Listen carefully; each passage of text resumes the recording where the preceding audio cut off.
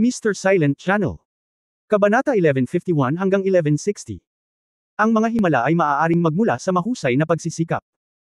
Ahem, Ubo, napakalakas, hindi na nakatiis si Dean Fergus, ito ay isang labanan ng mga henyo sa astral realm, hindi isang bakasyon sa beach. Napakaraming babae ba sa kombinasyon mong ito? Marami ba? Tumingin si Hong Dali sa paligid, sa tingin ko ito ay masyadong maliit. Huminto ang iba pang mga estudyante, Hong Dali, alam namin na malakas ka, ngunit napakabata ba para sa iyo na pamunuan ng mga tao tulad nito? Ah! Oo, lahat sila babae.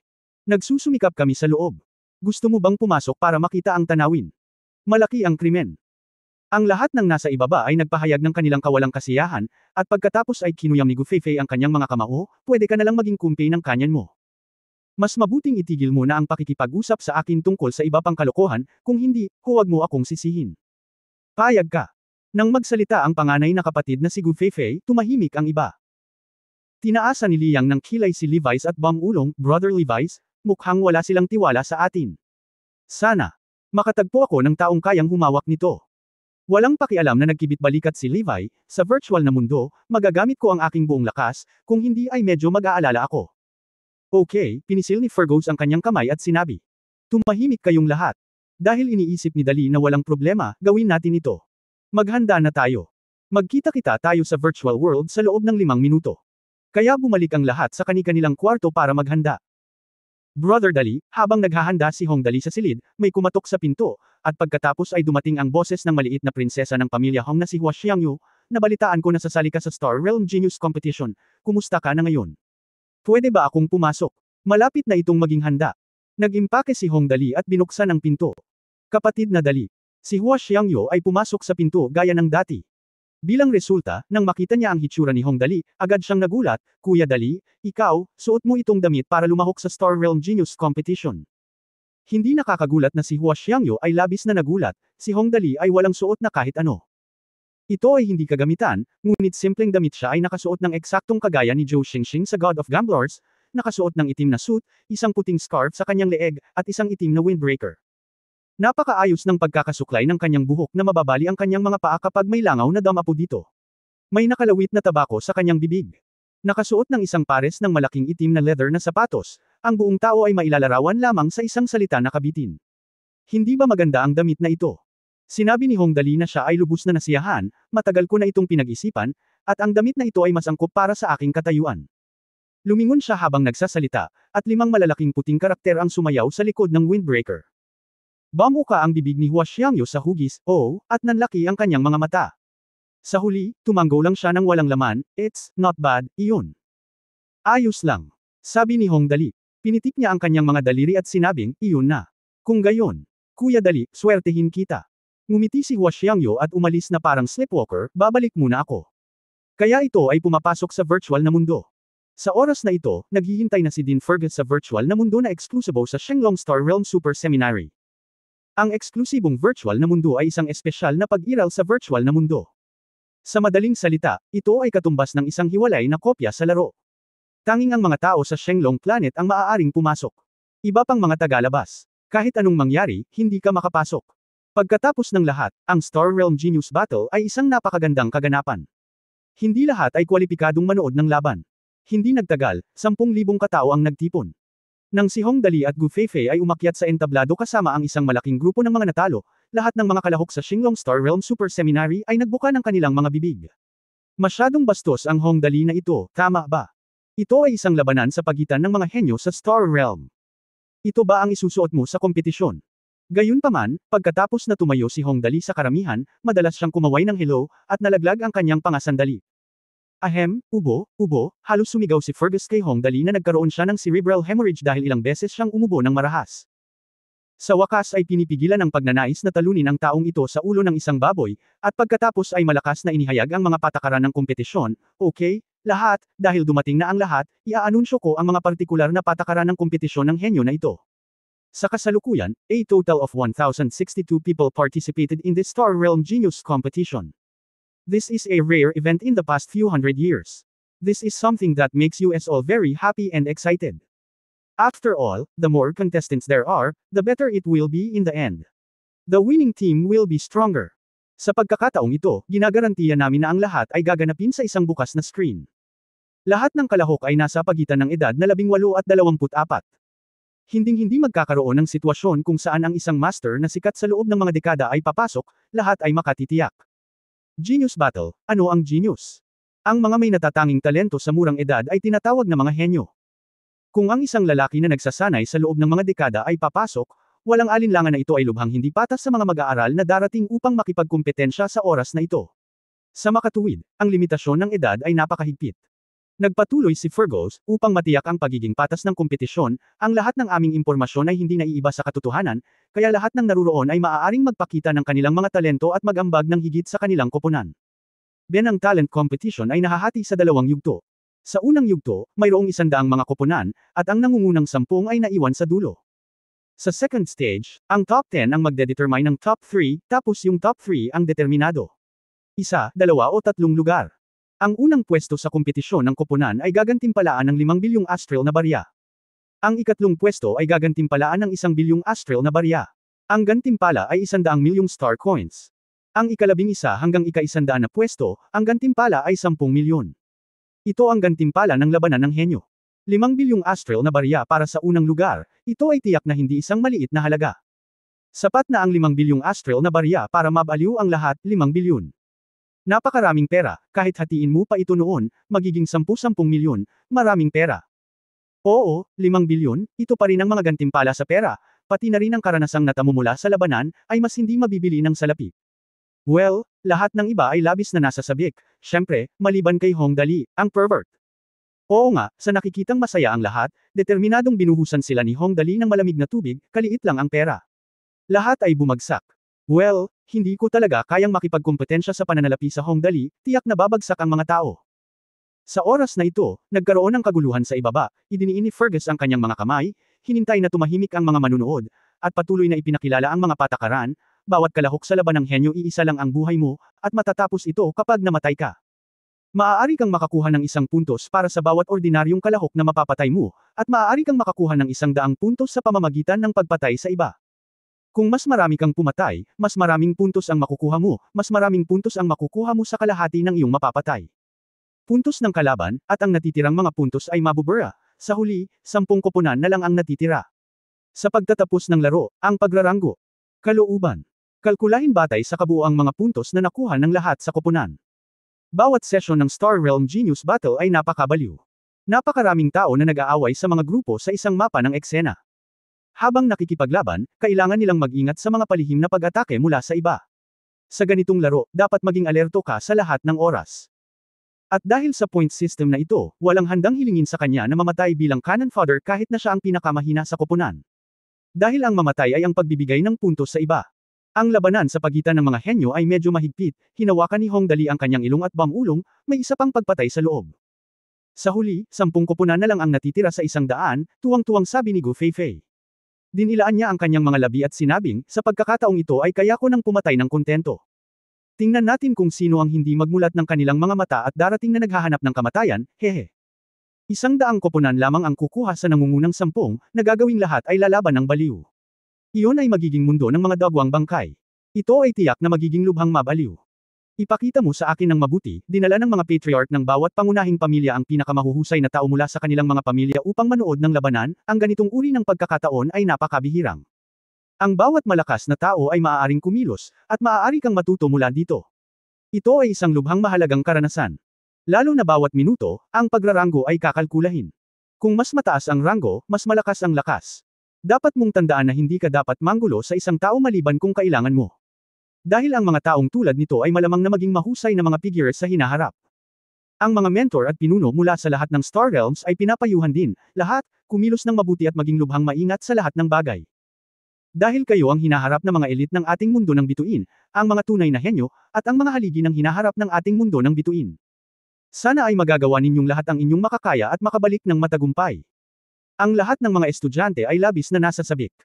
Pumunta ka, iwinagayway ng instructor ang kanyang kamay, sana lahat ay makakuha ng malaking kita. Para sa kaluwalhatian ng ating Star Realm. Ang lahat ng mga estudyante ay sumigaw ng malakas, at pagkatapos ay may, swish, lahat ng mga kalahok na miyembro, lahat ay nawala. Ang unang yugto ng Star Realm Genius Battle ay opisyal na nagsimula. Ang virtual na mundo ay isang bagong likhang eksena. Ito ay hindi masyadong malaking lungsod, halos 100 kilometro kwadrado lamang ang lugar. May mga bundok, ilog, bulaklak at puno. Ang lahat ay mukhang katulad ng lungsod ng Hongdali sa Earth. Sa panahon ng teleportasyon, naramdaman ni Hongdali na malabo ang kanyang mga mata. Pagkatapos ng isang flash ng puting liwanag, sa wakas ay nakita niya ng malinaw ang paligid. Ang kinaroroonan niya ay isang medyo maluwang na pribadong bahay. Isang ordinaryong sala na may sofa, isang projection TV, isang silid tulugan at isang banyo. Nakatingin sa labas ng bintana, ito ay isang maliit na villa area. May mga 8 o 9 na villa sa paligid niya, pare-pareho ang estilo. Ito ay isang kawili-wiling kapaligiran. Gusto mo bang maglaro dito? Tumingin si Hongdali sa paligid at pagkatapos ay tumingin sa projection na TV, maaari ko bang panoorin ang TV na ito? Habang iniisip niya ito, ang boses ni Tang Moxen ay nanggaling sa ibaba, "Dali, nasaan ka? Lumabas ka at magtipon." Chapter 1152 Mag-concert tayo. Naku, tila kapag ang isang koponan ay unang pumasok, sila ay nag-teleport sa malapit, upang ang lahat ay makapagtipon ng mas mahusay upang ayusin ang plano ng labanan. Habang pababa ng hagdan, tiningnan ni Hongdali ang isang maliit na projection device sa kanyang palso. Ang projection device na ito ay responsable para sa mga istatistika ng iba't ibang real-time na data sa henyong labanan na ito. Mag-click dito, at ang mga hilera ng teksto ay ipinapakita dito. Team, Shenglong Star Team. Kalahok, Hongdali. Mga puntos, 0. Kasalukuyang rangkang ng koponan, wala. Kasalukuyang individual na rangkang, wala. Mga karagdagang tala, ang lugar ng lungsod na ito ay 16 square kilometers. Ang mga kalahok ay hindi pinapayagang umalis sa eksena, kung hindi, sila ay ituring na patay. Ang lahat ng mga bagay sa eksenang ito ay espesyal na pinalakas. Mga panuntunan sa mga puntos, ang pagpatay sa isang ordinaryong manlalaro ay makakakuha ng 1 puntos, at ang pagpatay sa isang napili ay magbibigay sa iyo ng 1 puntos. Maaari kang makakuha ng 100 puntos. Sa parehong oras, maaari mong makuha ang kalahati ng mga puntos sa kalaban. Rango, wala. Well, mukhang medyo kawili-wili ang panuntunang ito, tumanggaw si Hongdali na may kasiyahan. Maghintay tayo ng ilang sandali at hintayin ang lahat na magsama-sama at manood ng TV upang magpalipas ng oras. Yung iba naman, tawagan muna. Wala tayong dapat ikabahala pa rin. Ang villa na kinaroroonan niya ay may kabuuang 5 palapag. Nang bumaba si Hongdali, bumaba rin silang eksaktong 10 tao sa buong villa. Sa sandaling ito, naunawaan ni Hongdali na dapat may 10 pang villa sa labas, at sila ay nahahati sa maliliit na grupo ng paisa-isa. Well, mabuti yon. Kung hindi, ang pakikipagkita sa tanga na si Bei Yuanqing ay talagang makakaapekto sa aking kalooban. Young Master. Sa sandaling makita ni Liang si Hongdali, siya ang unang tumakbo palapit sa kanya. "Oh, Young Master, ang ganda mo pa rin sa suot na ito. Ngayong sinasamantala mo na ang status ng ating Young Master, kailangan mong makayanan ang mga pumapatay na tao, makakuha ng mga puntos, at iba pang mga bagay na walang kabuluhan ay negosyo natin." Hehe. Nagtawanan lahat si Ling Xiaoyi at ang iba pa matapos marinig ang sinabi ni Liang na kawili-wili. Hinampas ng malakas ni Hongdali ang kanyang braso. Ngumiti siya at sabi, "Stop being such a bastard, kaya mo ba? Huwag mo akong ipahiya. Huwag kang mag-alala, ipinapangako kong magiging maayos ito." Hinampas ni Liang ng malakas ang kanyang dibdib, "Ipaubaya mo na lang sa akin, haha." Sa gate ng villa, lahat ng nasa Shenglong Academy team ay nagtipon sa oras na ito, at lahat ay nakapalibot kay Gu Feifei. Pagkatapos ng lahat, si Gu Feifei ang pinakamatandang kapatid na babae ng akademya, at siya ang tunay na pinuno. Ito ay hindi lamang pagyayabang, ngunit talagang nagawa ito ni Gu Feifei. "Dali, nandito ka na." Nang makitang lumabas si Hongdali, dahan-daang lumapit si Gu Feifei at nagtanong, "Nagsimula na ang laro. Ano ang dapat nating gawin? Sige, patayin mo silang lahat o tingnan muna ang sitwasyon." Tanong ni Gu Feifei, nagkatinginan si Liang at ang iba pa at naunawaan ang lahat. Kung hindi, ang aming Young Master ay kahanga-hanga.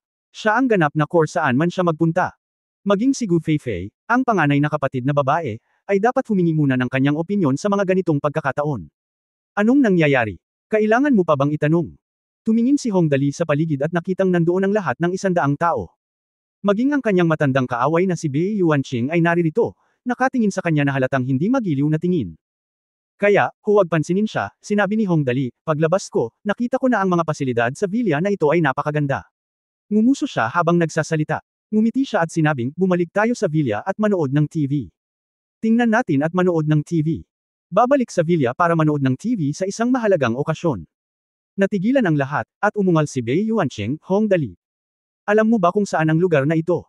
Ito ang larangan ng digmaan para sa mga henyo sa mundo ng mga bituin. Maaari kang makatagpo ng mga kaaway anumang oras. Pagkatapos ay sinabi mo talaga sa amin na bumalik at manood ng TV. Hindi mo gustong manalo sa laro, ngunit gusto naming manalo. Mukhang may sinabi ka na hindi dapat sinabi, malamig na tumingin sa kanya si Hong Dali. Ipapasakay muna kita. Sa sandaling matapos magsalita si Hong Dali, ang kakayahang dugo ng demonyo na sumanib sa batong tumutusok sa kaluluwa ay na-activate, at sa isang chi na tunog, ang katawan ni Bei Yuanqing ay direktang tinusok. Hong Dali, ikaw, ang lakas ng loob mong salakayin ako. Nandito pa rin. Tiningnan ni Bei Yuanqing ang butas na katawan na may mga mata na puno ng kawalan ng paniniwala, ako. Pinaplano mo lang ako. Hindi mo dapat pinag-uusapan ang aking ina. Humalaklak si Hong Dali, kaya wala na tayong magagawa. Paalisan muna kita para iligtas ka sa gulo dito. Kasabay nito, sinusubaybayan ng lahat ang laro. May lumabas na linyang tulad nito sa device, papatayin ni Stuart ang isang miyembro ng parehong team, ibabawas ng 10 puntos. Well, ngayon alam ko na sa wakas ang pangalan ng dugong demonyo. Patayin mo na. Pinatay niya talaga. Ang Bei Yuanqing na ito ay talagang pinatay ni Hong Dali sa sandaling pumasok siya sa arena. Hindi man lang siya nagkaroon ng pagkakataon na makipaglaro laban sa iba. Saglit na natigilan ang lahat. Hindi nila inaasahan na si Hong Dali, na palaging itinuturing ang kanyang sarili bilang isang aliberga, at tinawag siyang talunan, ay talagang aaksyon dahil may samaway sa kanyang ina. Kahit na hindi niya ito ginawa sa kanyang sarili, ito ay halos pareho. Okay, ang hindi pagkakatugma na tunog ay sa wakas ay nawala. Napangiti si Hong Dali, walang pakialam na binawasan ng 10 puntos ang kanyang koponan, lahat, mangyaring bumalik sa silid at manood ng TV. Siyempre, kung gusto mo malaya kang makagalaw upang subukan ang iyong mga kakayahan, wala akong pakialam. Well, kung ikaw ay hinahabol ng gusto, maaari kang bumalik at samilong. Tumingin siya kay Gu Feifei at sinabing, Feifei, bakit hindi tayo manood ng TV? Okay lang na humanap ng ibang paraan para magsaya. Okay, wala akong pakialam. Saglit na nag-isip si Gu Feifei, ngunit ang panunood ng TV sa villa ay medyo nakakainip, hindi ba ito ay naaayon sa iyong estilo? Tama, hindi sapat ang alibughang iyon. Oo, hindi sapat ang layout. Mabilis na laminggalinga si Hong Dali sa paligid at nagkataong nakita niya ang artificial na lawa na hindi gusto ng villa. Natuwa siya nang makita niya ito at pinitik ang kanyang mga daliri, bueno, kumuha tayo ng isang set ng combo speakers. Karaoke session tayo sa tabi ng lawa. Ito ay isang magandang ideya na kumanta at pumatay ng mga tao. Kumanta ng karaoke sa larangan ng digmaan ng isang henyong labanan, talagang mahirap para sa kanya na mag-isip ng ganoong bagay. Sa ilang sandali, lahat ay humanga kay Hong Dali ano ang nangyayari sa ulo ng taong ito. Kaya lahat ay nagsimulang ilipat ang mga gamit pabalik sa villa. Paano ang malaking projection screen, kagamitan sa karaoke, coffee table, sofa, fruit beer? Kung hindi, ito ay napaka-refresh upang gumana na may mataas na pisikal na katangian. Sa maikling panahon, ang buong artificial na lawa ay napuno ng mga bagay. Sa labas, sa larangan ng digmaan, ang mga pinuno ng mga pangunahing pamilya ay mukhang kinakabahan. Lumalaban sa larangan ng digmaan. Ngayong nagsimula na ang laro, nagsimula na ang laban. Marahas na sumabog ang bubong ng isang gusali sa di kalayuan. Ilang figure ang nabasag sa sahig at nasuspine sa hangin.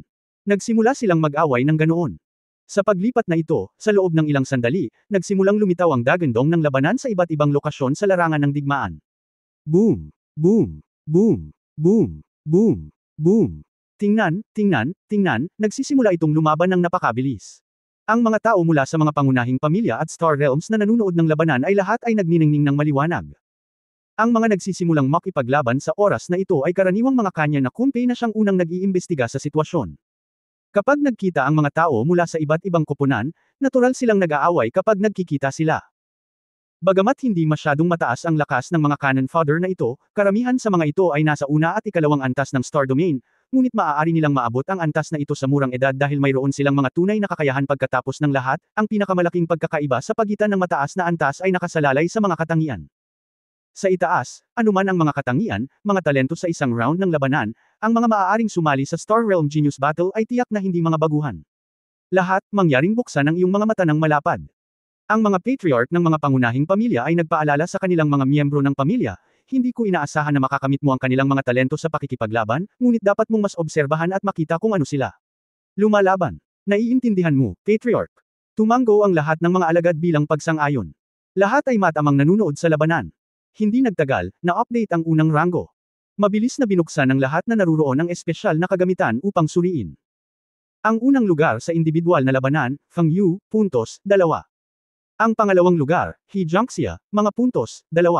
Pangatlong lugar, Zhuo Kepeng, puntos, 2. Unang pwesto sa laban ng pangkat, Yahua Xingjia, puntos, 3. Pangalawang pwesto, Mao Shi Xingjia, ikatlong pwesto. Jingwu Star Realm, puntos, 2. Pagtingin sa iba't ibang punto sa kompetisyong ito, ang mga tao ay tuwang-tuwa na nag-uusap, nakatingin sa ibaba habang nagsasalita. Dahil dito, nagulat ang lahat nang makita nila ang huling koponan sa ibaba. Ang ika-100 na lugar, Shenlong Star Realm, puntos, -10. Dam Waller, wala kang puntos. Kalimutan mo na, ano ang ibig sabihin nitong negatibong 10. Patayin ang isa sa iyong sarili bago pa man magsimula ang laban. Sa pagkakataong ito, hindi na kalmado ang mga tao, at maingat nilang hinanap ang mga miyembro ng Shenlong Star Realm. At habang ang labanan ay puspusan sa ibaba, at hinahanap ito ng mga tao, ang mga di pagkakasundo na boses ay lumitaw sa larangan ng digmaan. Master, tingnan mo, ang team sa Villa area sa ibaba, ano ang ginagawa nila? Sinabi ng isang matalas na disipulo, nakita na natin na magkaiba si Hongdali at ang iba pa kung tutusin. Ang iba ay nakikipaglaban para sa buhay at kamatayan, ngunit si Hongdali at ang iba ay nagpapalipat-lipat ng mga TV at sofa. Kahit gaano pa ka-weird ang itsura nila, hindi sila nakakaakit ng atensyon. Ito, nataranta ang padre de pamilya nang makita niya ang ginagawa ni Hongdali at ng iba pa. Hindi niya moari kung ano ang iniisip ni Hongdali at ng iba pa. Sa huli, pagkatapos ng mahabang panahon na pigilin ito, nasabi na lamang niya, ito siguro ang taktika nila. Sigurado ako. Hindi ko alam kung ano ang iisipin ni Hongdali kapag narinig niya ito. Ang mga tao mula sa tatlong malalaking pamilya ay nanunood din sa labanan. Tiningnan ni Hong Xingyu ang eksena sa ibaba. Medyo nagulat siya noong una, ngunit hindi nagtagal ay napagtanto niyang iba ito ang maliit na lalaki na nakaitim na windbreaker, bakit kamukha niya ang ating munting sinta? Hey, Yaling? Lihim na tanong ni Hong Xingyu kay Hua Yaling, ang maliit na lalaki sa itim na windbreaker guys, hindi naman siguro masigla ang pamilya natin, di ba? Kabanata 1153 Saksihan ng Mahimalang Sandali. Mukhang totoo. Tiningnan ito ni Hua Yaling ng 2 beses at nagulat siya, ang katabi niya ay si Gu Feifei, tama ba? Ano ang gagawin nila? Hindi ko alam, mahirap sabihin. Nanlaki ang mga mata ni Hong Xingyu, dali, naglalaro ba ang batang ito ng isang uri ng taktika? Ito. Nag-isip sandali si Hua Yaling at pagkatapos ay tinanong si Hua Xiangyo na nakaupo sa tabi niya, Yuer, ano sa palagay mo? Pinalaki ni Hua Xiangyo ang kanyang magagandang malalaking mata. Matapos tingnan ito ng ilang sandali, tumanggaw siya at sinabing, kung tama ang hula ko, si Brother Dali ay tila may konsyerto. Isang concert. Magdaos ng isang konsyerto sa larangang ito ng digmaan ng talento sa mundo ng astral. Si Hong Xingyu at Hua Yaling ay ganap na hindi nakaimik. Pagtingin sa mga tao sa ibaba, nanginginig ang kanilang mga labi, hindi talaga nila alam kung ano ang sasabihin. Ha, matandang lalaki, sabi ng taong nakaupo sa tatlong pangunahing pamilya. Medyo close silang lahat. Sa oras na ito, masasabi ng lahat na may mali. Itinuro ni Bei Mingxian ang direksyon ni Hongdali at tumawa, talagang matapang ang Hongdali mo. Plano niya talagang lumaban dito. Magkaroon tayo ng isang party sa larangan ng digmaan. Hahaha, nakakahiya naman. Tingnan natin kung ano ang gagawin niya kung may dumating na ibang team mamaya. Si Zhu Yunzhou ay may malungkot na mukha. Sa panahong ito, na-pressure siya dahil sa panghihinayang sa engagement. Bihira lang lumabas para mag-relax, pero hindi niya maiwasang magbiro, malas talaga ang pamilya Hong na magkaroon ng ganoong Hongdali, ha? Magagawa ng aking munting sinta ang anumang gusto niya, pakialam mo ba? Hong Xingyu, sinulyapan niya silang dalawa ng masama, huwag kayong mag-alala, tiyak na magkakaroon ng magandang hitsura kung manatili kayo sandali, hehe. Walang nakakaalam kung ang ibang tao sa larangan ng digmaan ay maganda o hindi. Ngunit walang mukhang maganda sa labas ng larangan ng digmaan. Narito ang balita. Ama, si Bei Yuanqing ay lumitaw sa upuan ng pamilya Bei na may galit na mukha, lalabas na ako. Lalabas agad. Nang makita niya si Bei Yuanqing, halatang natigilan si Bei Mingxian. Siya ay nag-aalalang nagtanong, paano ito? May nakilala ka bang mga master sa loob? Bakit ka mabilis na lumabas? May nakuha ka ba? Pinaalalahanan din siya ni Zhu Yunzhou, ang mga tao dito ay pawang mga henyo, makipaglaban sa kanila marami kang matututuhan. Hindi mahalaga kung manalo ka o matalo. Ang mahalaga ay kailangan mong makakuha ng isang bagay, na magiging mahusay para sa iyong pag-unlad sa hinaharap. Sa orihinal, ang paraan ng pagtingin nila kay Bei Yuanqing ay parang isang magulang sa labas ng silid ng pagsusulit. Ang pakiramdam ng isang bata na naghihintay na kumuha ng pagsusulit sa pasukan sa kolehiyo. Sa sandaling makita kong naibigay ng maaga ng aking anak ang papel, natural na gusto kong umakyat at tanungin siya kung paano niya ginawa ang kanyang mga sagot at kung ang mga tanong ay mahirap. Ilang puntos ang masasagot mo at iba pa. Sa orihinal, nababahala din sila, dahil sa kanilang opinyon, si Bei Yuanqing ay isa ring bata na may mahuhusay na talento. Bagamat nasa second level pa lang siya ng Star Realm, marami pa rin siyang top-notch equipment, kahit na may nakilala siyang mula sa ibang Star Realms. Genius, at least may lakas pa siyang lumaban. Pero ayoko. Lalong naging berde ang mukha ni Bei Yuanqing. Mariin niyang tinitigan si Hong Xingyu, at sa wakas ay sinabi niya sa kawalan ng pag-asa, hindi. Hindi, ako. Pinatay ako ng hamak na si Hongdali. Hindi siya nakikipag-usap sa ibang mga henyo. Hindi ako magsasalita tungkol sa labanan, at hindi ko na magsasalita tungkol dito ngayong patay na ako. Ang pinaka hindi mabata ay pinatay talaga siya ng thug ni Hong Dali. Pinatay ng bastard. Parang si Bei Yuanqing na kumukuha ng entrance exam sa kolehiyo. Pagkatapos ay lumabas ang una. Nang akala ng lahat ay tapos na niyang sagutin ang mga tanong at nagmamadaling pumunta sa banyo para ibigay ang mga papeles, nalaman nilang pinalayas siya dahil hindi niya dinala ang kanyang tiket sa pagpasok. Nakakahiya naman. Isang labanan ng mga henyo sa mundo ng astral. 18 hanggang 24 na taong gulang. Bei Yuanqing ay 23 na ngayong taon. Ibig sabihin, ito lamang ang kanyang pagkakataon na lumahok sa digmaan. Hong Xingyu, ipaglalaban kita. Galit na galit si Bei Mingxuan. Si Bei Mingxuan ang pinakabatang anak na lalaki na pinakamahalaga niya. Siya ay kadalasang lubos na nagmamahal sa kanya, ngunit mula nang dumating si Hong Dali, hindi na siya bumitiw. Hindi pa banggitin ang dinaya ng 20 bilyon ni Hong Dali, hindi banggitin ang pagsampal sa mukha ni Hong Dali, hindi pa banggitin ang pambubugbog na natanggap ni Bei Yuanqing sa akademya. Ito ay isang pambihirang pagkakataon. Isang labanan ng mga henyo sa mundo ng astral. Talagang pinatay siya ng bastardo ni Hong Dali bago pa man magsimula ang laban. Ito ay ganap na hindi mabata. Ang sinasabi ko lang, 30 taon sa Hedong at 30 taon sa Hexi, tumawa ng malakas si Hong Xingyu, hindi ka ba masyadong proud ngayon?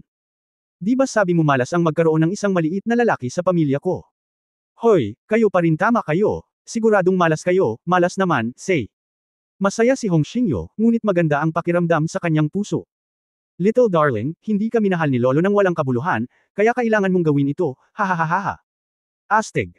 Hong Xingyu, hindi mo kailangang maging maganda, maghihintay ako hanggang sa dumating ang oras. Ito ay isang virtual na mundo, at alam din ni Bei Mingxuan na walang saysay na kumilos, kaya maaari lamang niyang tiisin ang tono na ito kung ayaw niya. Kinagat niya ang kanyang mga ngipin sa puot, tinitigan ang larangan ng digmaan sa ibaba na parang apoy, at sinabi, Hong Dali. Huwag mo akong hayaang makita ka, kung hindi, pagsisisihan kitang pumunta sa mundong ito. Mahirap sabihin kung sino ang magsisisi sa oras na iyon. Ngumuso si Hong Xingyu, hindi pa ako patay. Kung gusto mong salakayin ang aking maliit na anak, kailangan mo munang malampasan ako. Ano ang pagkakakilanlan ni Bei Mingxuan? Ang pinuno ng pamilyang Bei sa 3 malalaking pamilya. Kung personal niyang kikilos si Hong Dali, tiyak na hindi makakaupo si Hong Xingyu. Hindi lamang siya kailangang kumilos, ang matandang babae na si Hua Yaling ay tiyak na hindi uupo at panuurin ang saya. Hoy, Bei Mingxuan, si Hua Yaling ay nagpasya na bumagsak ng isa pang bomba sa oras na ito, yung Bei Shihui, oops, hindi ko alam kung ano ang nangyari, ngunit bigla siyang nawala sa mundo. Sayang, namatay siya bago siya umalis sa hukbo, at sa halip ay ginahasa siya, hahaha. Nang banggitin ni Hua Yaling ang kwento ni Bei Shihui, mas lalo pang nagalit si Bei Mingxuan sa pagkakataong ito, at tumayo. Kumilos, ikaw. Dapat ikaw ang pumatay sa Shihui ko. Hindi pa tayo tapos sa bagay na ito. Hindi pa tapos. Sa totoo lang, ito ay isang virtual na mundo, kung hindi, ang pagsisisi ng pakikipag-ugnayan ay malamang na hindi na maghintay hanggang 3 buwan mamaya, ngayon Bei Mingxuan ay kailangang labanan si Hong Xingyu, at mahirap sabihin kung ano ang kahihinatnan. Hindi tapos. Sinong hindi ka tapos? Malamig na tinitigan ni Hua Yaling si Bei Mingxuan at sinabi sa isang malalim na boses, bakit mo ipinadala si Bei Shihui sa Yanyang Planet? Huwag mong sabihin sa akin na ito ay upang makita ang tanawin. Karapat dapat kang maging malas, maglakas loob na pukawin ang aking maliit na sinta, sayang, sigurado ako sa oras na iyon na hindi mo bibitawan ang mga tao, kung ano ang nangyari sa iyo upang protektahan ang napakagandang pagkakataon. Sa orihinal, Bei ang dahilan ng pagkamatay ni Hui ay medyo hindi maliwanag, ngunit tiyak na siya ay patay na. Pagkatapos ng lahat, ang mga soulstone ni Bei Shihui ay nakuha ni Hong Dali, na sa kanyang sarili ay sapat na upang ipaliwanag ang lahat. Gayunpaman, maingat si Hua Yaling tungkol sa bagay na ito.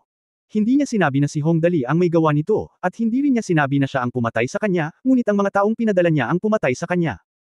Anyway, ngayong patay na si Bei Shihui at walang ebidensyang magpapatunay nito, natural na sabihin kung ano ang gusto mo.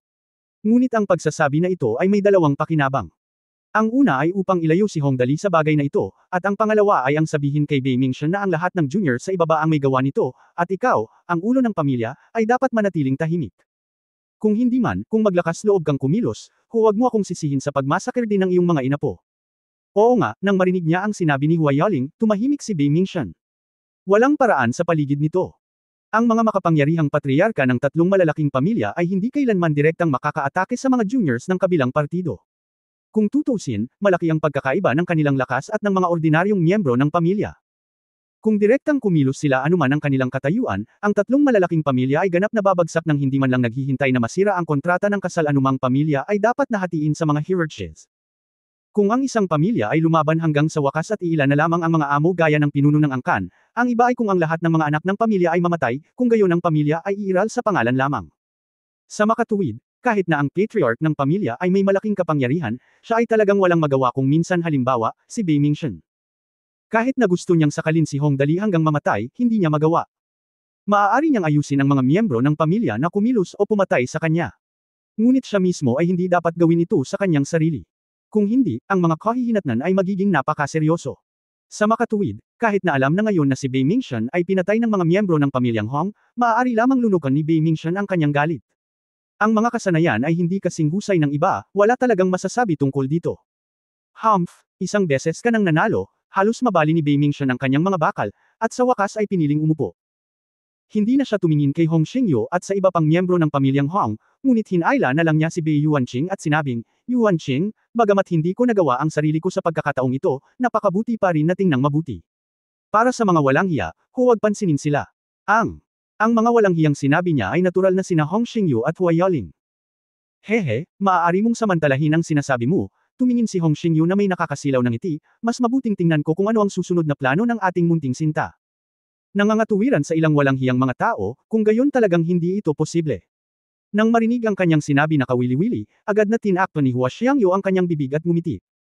Lalong naging curious din siya habang nakatingin sa grupo ng mga tao ni Hong Dali na abala sa ibaba. Ano ang plano ng mahiwagang at makapangyarihang kapatid kung ito? Sa larangan ng digmaan ng labanan ng henyo, sa lugar ng Villa kung saan naroon sina Hong Dali at iba pa. Bueno, ganoon talaga, tumingin si Hong Dali sa paligid ng may kasiyahan, tumango at sinabi, tama. Papatayin nila sila, at wala kaming pakialam sa kanila. Okay, ano ang susunod? Ay ang sandali upang masaksihan ang himala.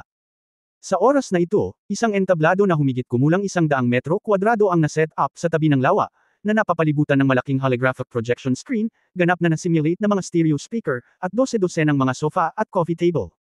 Napuno silang lahat ng fruit drinks. Ngumiti si Hong Dali at sinabi, pagkatapos ay ibinalita ko na magsisimula na ngayon ang Star Realm Genius Battle at ang konsyerto ng magandang Miss Li Nianwei.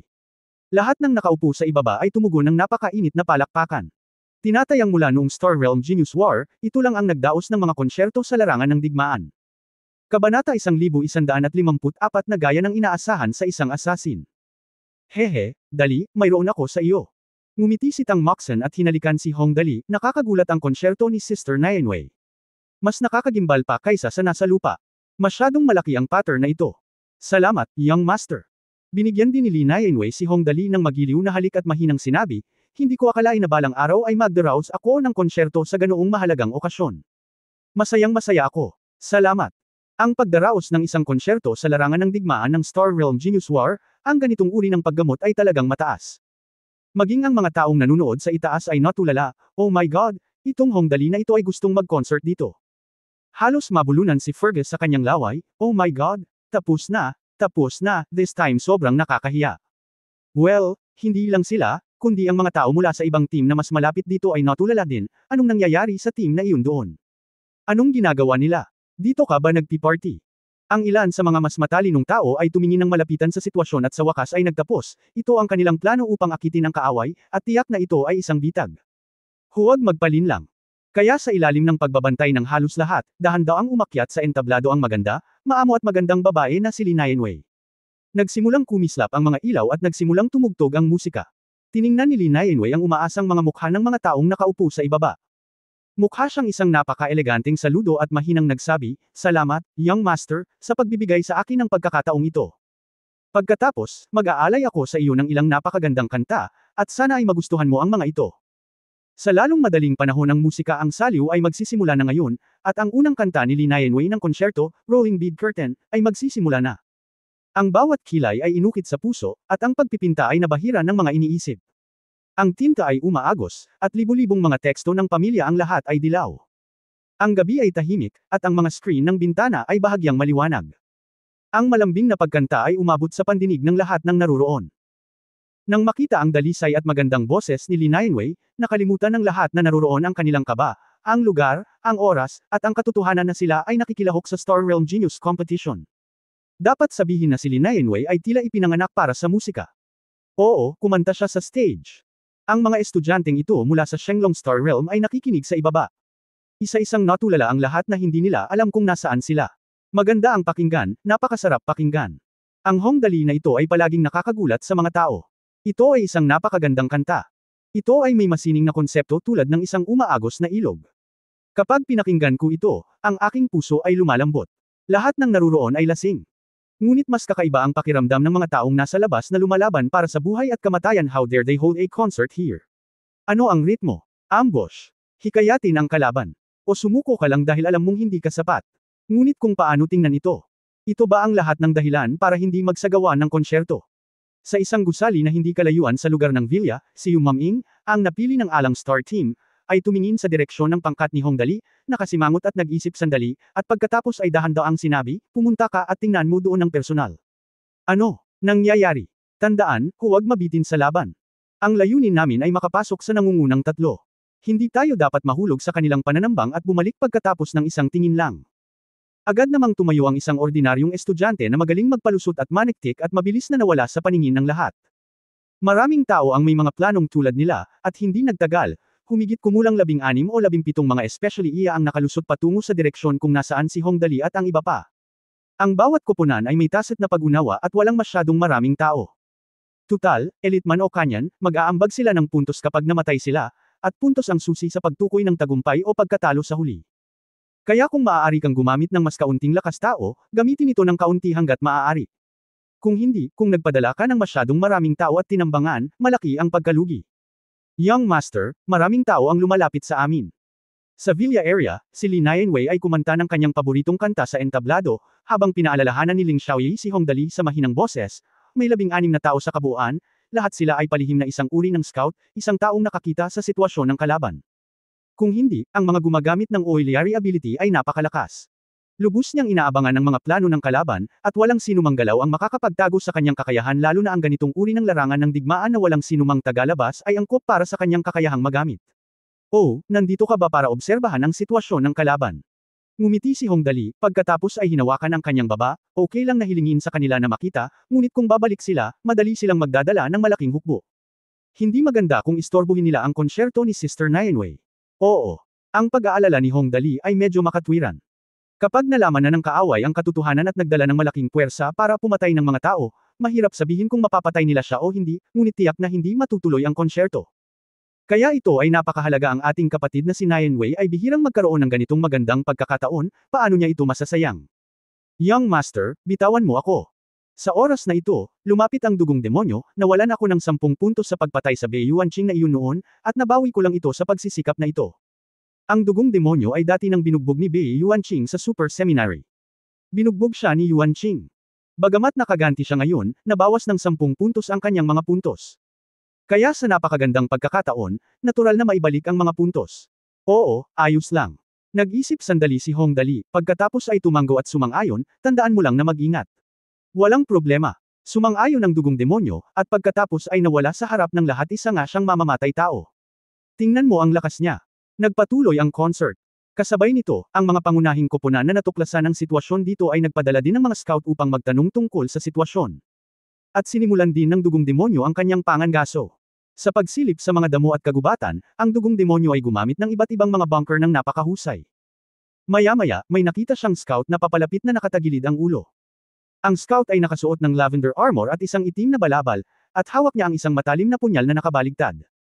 Siyempre, pagkatapos ng lahat, ito ay isang propesyon na angkop para sa stealth. Ang kanyang hitsura ay nakita lamang ng malinaw pagkatapos na lumapit ang dugong demonyo. Nang makita ng dugong demonyo ang scout, nakita din ng scout ang dugong demonyo, tuwang-tuwa nang umiti at sinabing, mukhang napakaswerte ko, ikaw ang unang papatayin ko. Sinabi niya, at sa isang, swish, na tunog, ang kanyang buong katawan ay naging isang itim na daloy ng liwanag at sumugod patungo sa dugong demonyo. Ang kanyang bilis ay napakabilis, tulad ng itim na kidlat, at pagkatapos ay ang punyal na nakahawak sa kanyang kanang kamay ay gumuhit ng kakaibang kurba, nagpaplanong pumutol sa hangin, patungo sa lalamunan ng dugong demonyo. Ang dugong demonyo ay huminga ng mahina. Pagkatapos noon, hindi na siya nakagawa ng anumang paggalaw, ngunit ang scout ay mahigpit na kumapit habang siya ay sumusulong. Chichichiche, kung saan lang nanirahan ang mga scout, hindi mabilang na mga spike ang tumusok sa lupa. Ang mga spike na iyon ay lubhang matalim, kasing nipos ng isang sinulid na 1 milimetro lamang, at ang mga dulo ng mga spike ay hindi masisira. Ang buong katawan ng scout ay tinusok ng matatalim na tinak na ito.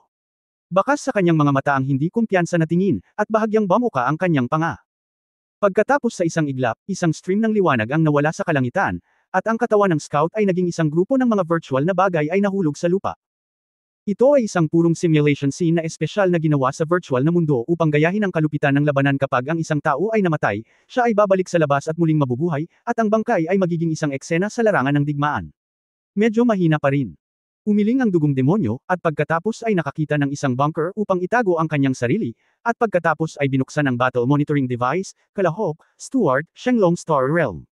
Kasalukuyang mga puntos, -9 rangkang, 10,062. Haha, siya pa rin ang huli, walang pakialam ang dugong demonyo, well, take your time, ang daming scout, kaya ko silang patayin lahat. Sa 10,062 na mga kalahok, ang dugong demonyo ay ibinawas ng 10 puntos para sa pagpatay kay Bei Yuanqing. Ngayong nakapatay siya ng isang scout, naging -9 pa rin ito ang huling lugar pa rin. Ngunit ang dugong demonyo ay hindi naman nagmamadali. Sa dinami-daming tao, sapat na para sa kanya ang pumatay. Ang mga patriarch ng mga pangunahing pamilya na nanunood ng labanan sa itaas ay natigilan lahat nang makita nila ang dugong demonyo sa ibaba na agad na lumutas sa labanan. Ano ang background ng taong ito? Napakalakas niya. Mapapatay niya agad ang kanyang kalaban, at hindi siya ang pinili. Tingnan mo ang kakayahan niya, nagising na ba siya? Grabe, grabe. Ang kakayahan niya ay para lang pumatay ng tao. Dapat mong bigyang pansin ang taong ito. Napakalakas nito. Ang scout kanina ay nasa pangalawang antas man lang sa Star Realm, ngunit agad siyang napatay. Malaki ang potensyal ng binatang ito. Hulaan ng lahat na naroon ang dugong demonyo. Ang pinagmula ng kwento, ngunit ang lahat sa pamilyang Hong ay tumingin dito ng may maningning na mga mata. Tuwang-tuwang sinabi ni Huai Yaling, matanda, ang taong ito ay tila ang aming maliit na masunerang asong babae. Hindi ko inaasahan na ang pag-unlad ay magiging napakabilis. Ito ay talagang napakabihirang. Oo, talagang pambihira. Tumango si Hong Xingyu at nakangiting sinabi, kung titingnan ang kanyang mga kakayahan, sa palagay ko ang batang ito ay dapat nasa ikatlong antas ng Star Realm o mas mataas, haha. May talento ka. Ang kakayahang maabot ang ikatlong antas ng Star Realm o mas mataas at maabot ang antas ng pangalawang antas na Awakener sa maikling panahon, ang talento ng dugong demonyo ay talagang kamangha-mangha. Sinasabi ko lang sa iyo, sabi ni Huayaling na may nakakasilaw ng ngiti, ang pagkain na dinala sa kanila ng ating munting sinta sa Elixir Apothecary. Tingnan mo kung paano sila lumaki ngayon. Ano pa ang masasabi natin? Napakaswerte ng aking munting anak. Hindi maaaring maraming tao ang may ganoong talento. Oo, hilingin mo sa kanila na pumunta sa Elixir Pharmacy para makabawi kapag nakabalik na tayo, nakangiting sabi ni Hong Xingyu, I'll see this time. Talagang wala nang nang-ahas na huni, haha. Sa katunayan, hindi nakakagulat na si Hong Xingyu ay napakasaya. Noong unang dumating ang dugong demonyo dito, ang lakas nito ay nasa star level pa lang, at nasa level na ito ng pangatlo o ikaapat na star level kapag ito ay naubos na.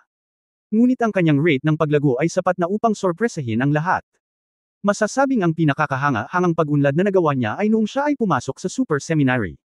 Mula sa ikatlong antas hanggang sa ikaapat na antas ng bituin, pagkatapos kunin ang elixir mula sa elixir shop, halos tumalon siya ng diretso sa ikaapat na antas ng field ng bituin.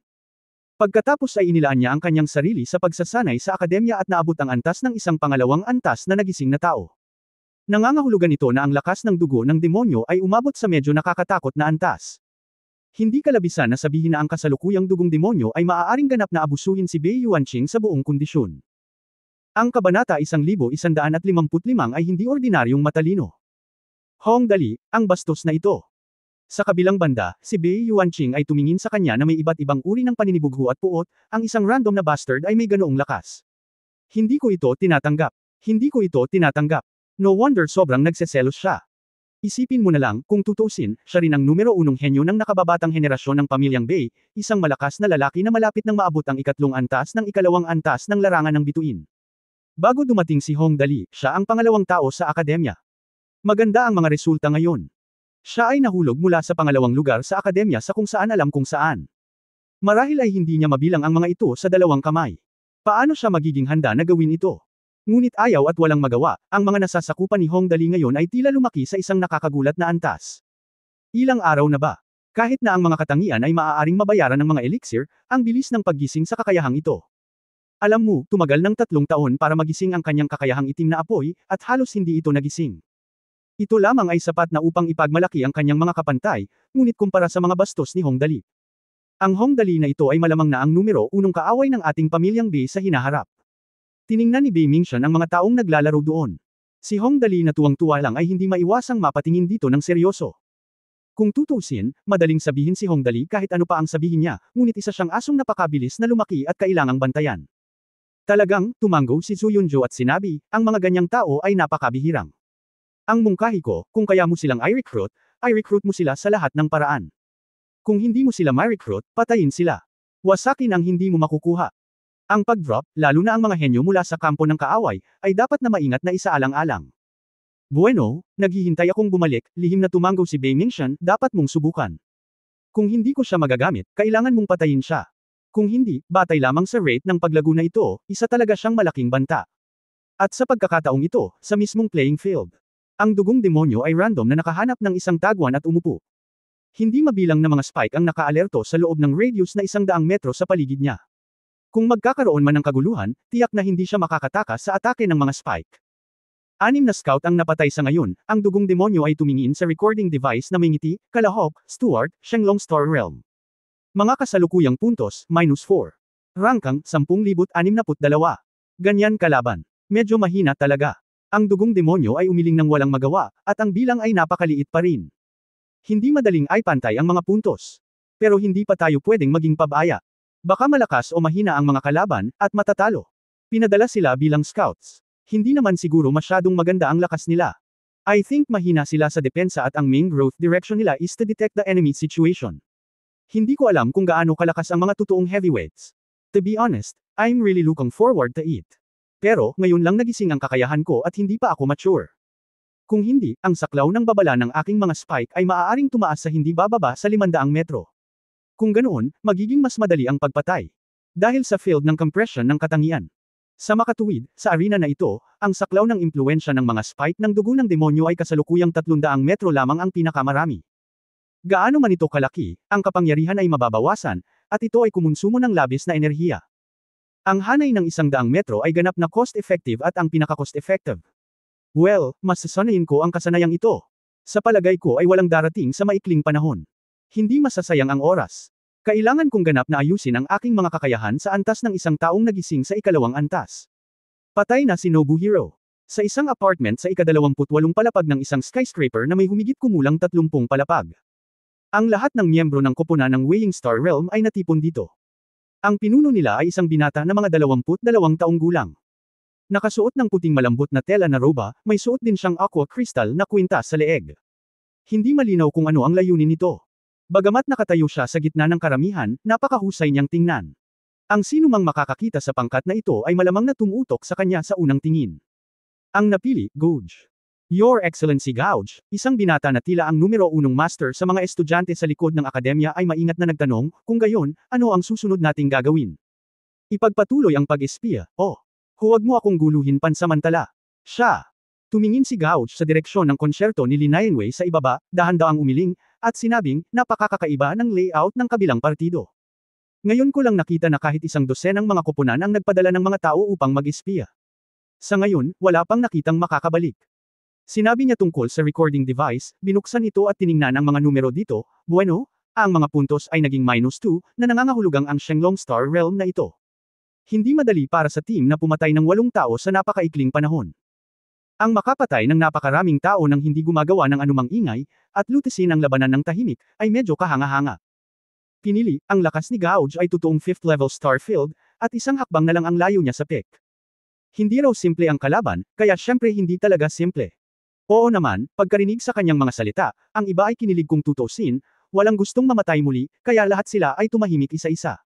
Sige, magpahinga muna tayong lahat at maging alerto sa maliit na lugar.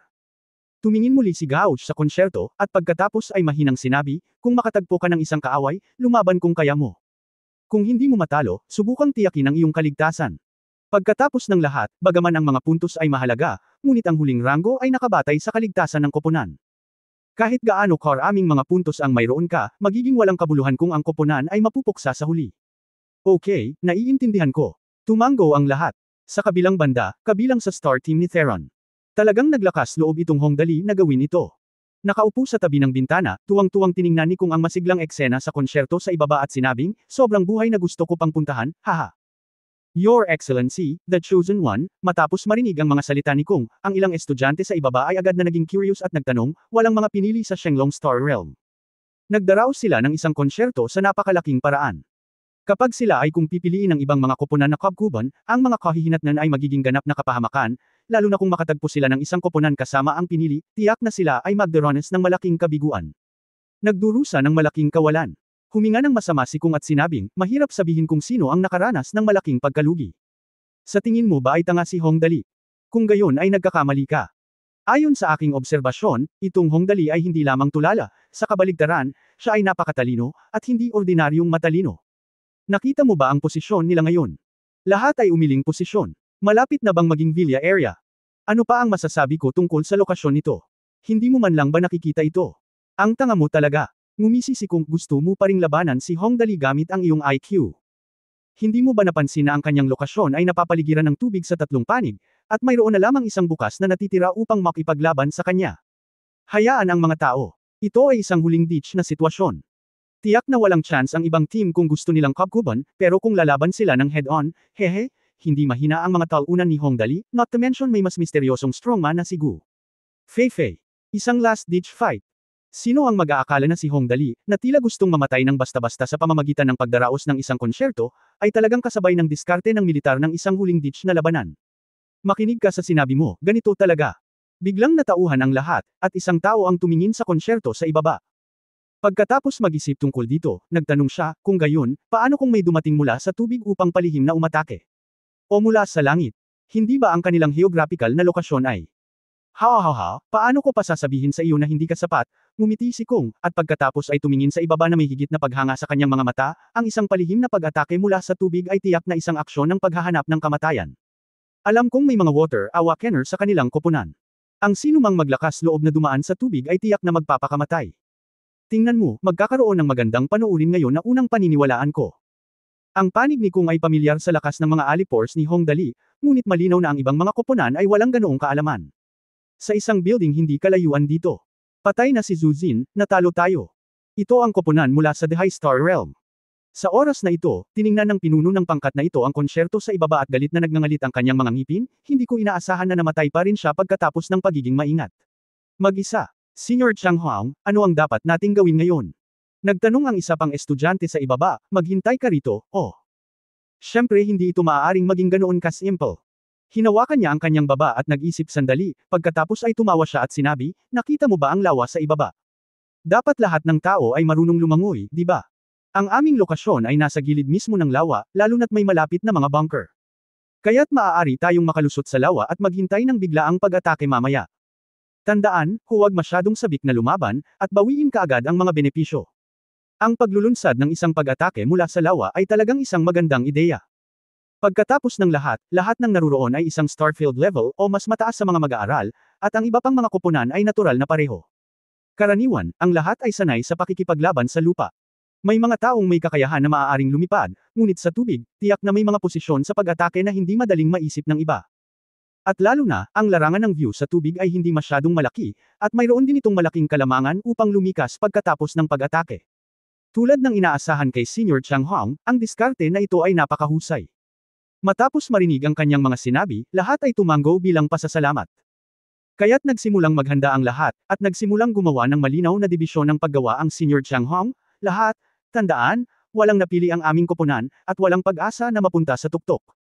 Ngunit ang layunin ko ay subukang huwag marango ang huling posisyon, kung tutusin, mukhang hindi maganda. Okay, pagkatapos ay hahatiin ko ang trabaho. Ang lahat ay tumugon ng sabay-sabay. Okay.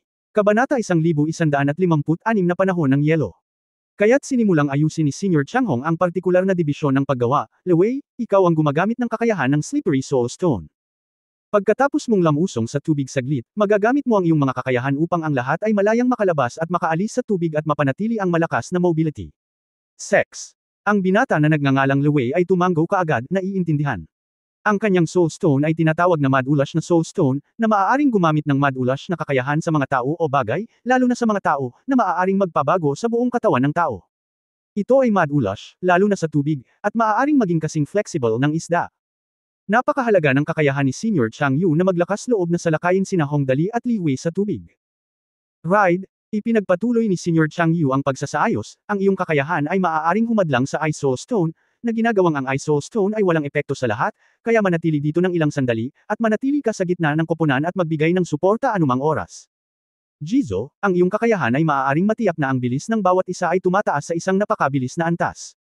Tandaan, ito ay ginagamit upang masakop ang pag-urong ng lahat, kaya pagkatapos mong umalis, huwag kang madaling umalis sa tubig.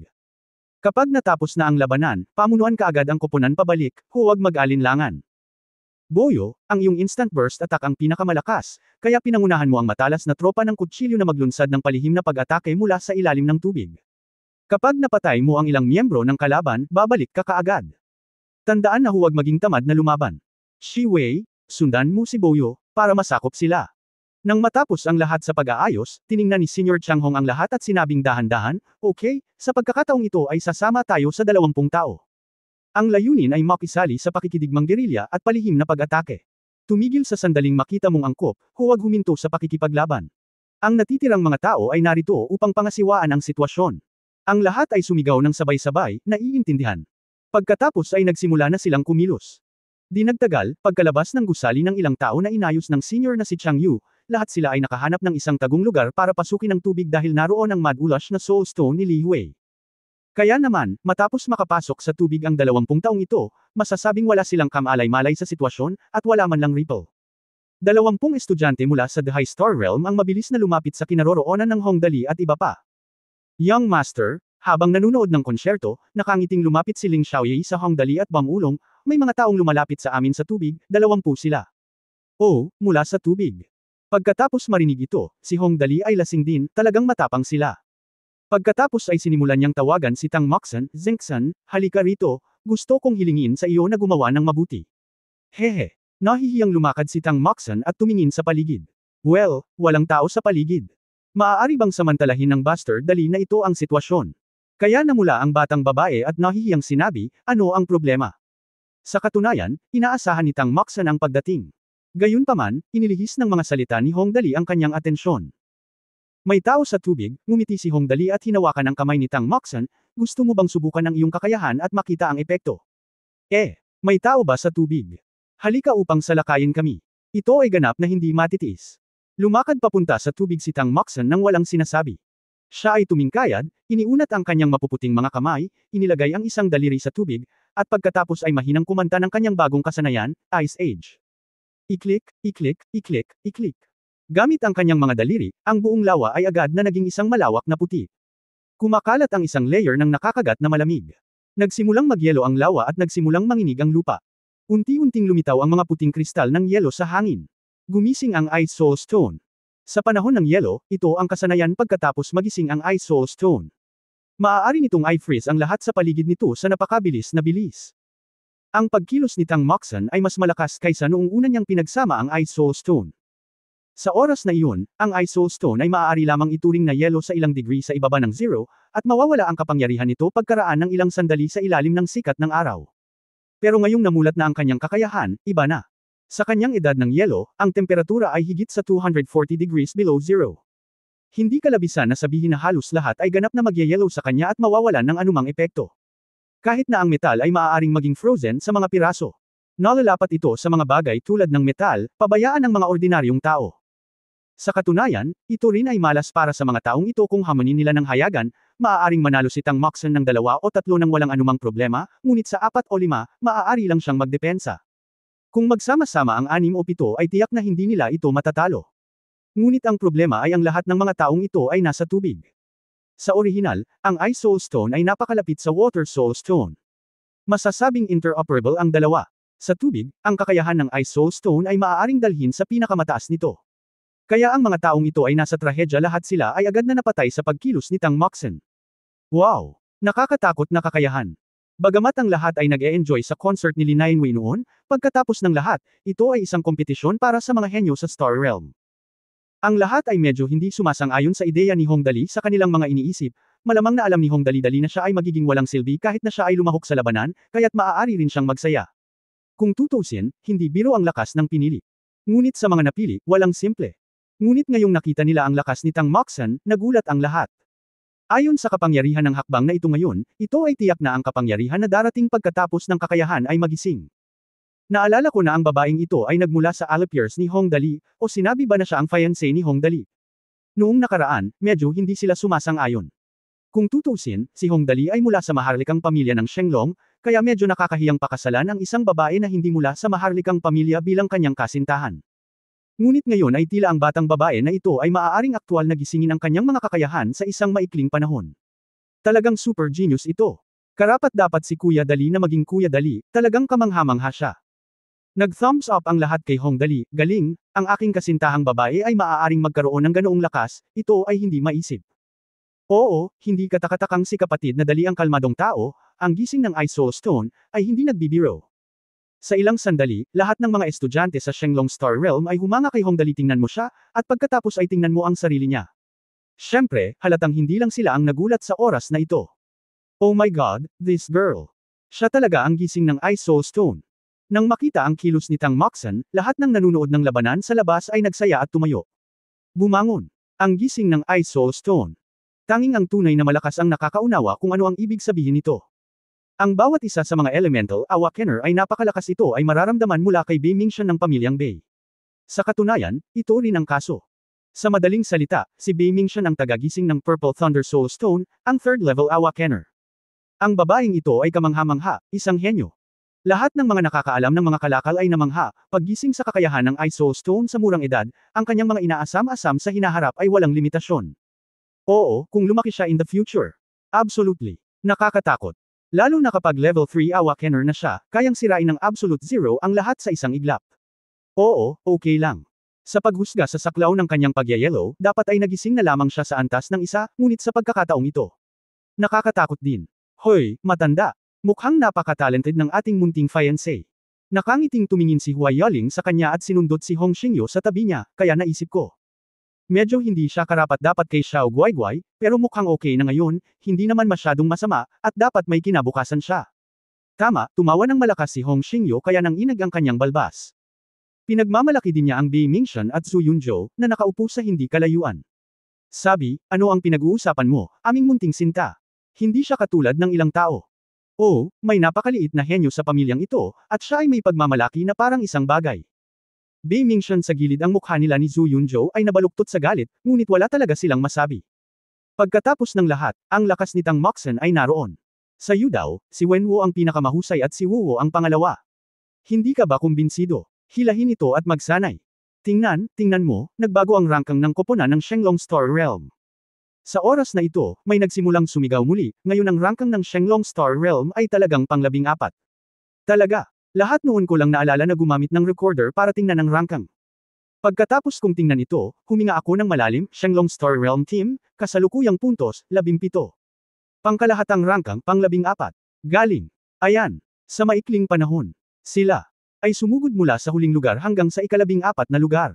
Sa tingin ko, hindi magtatagal bago sila magpatuloy sa pag-akyat.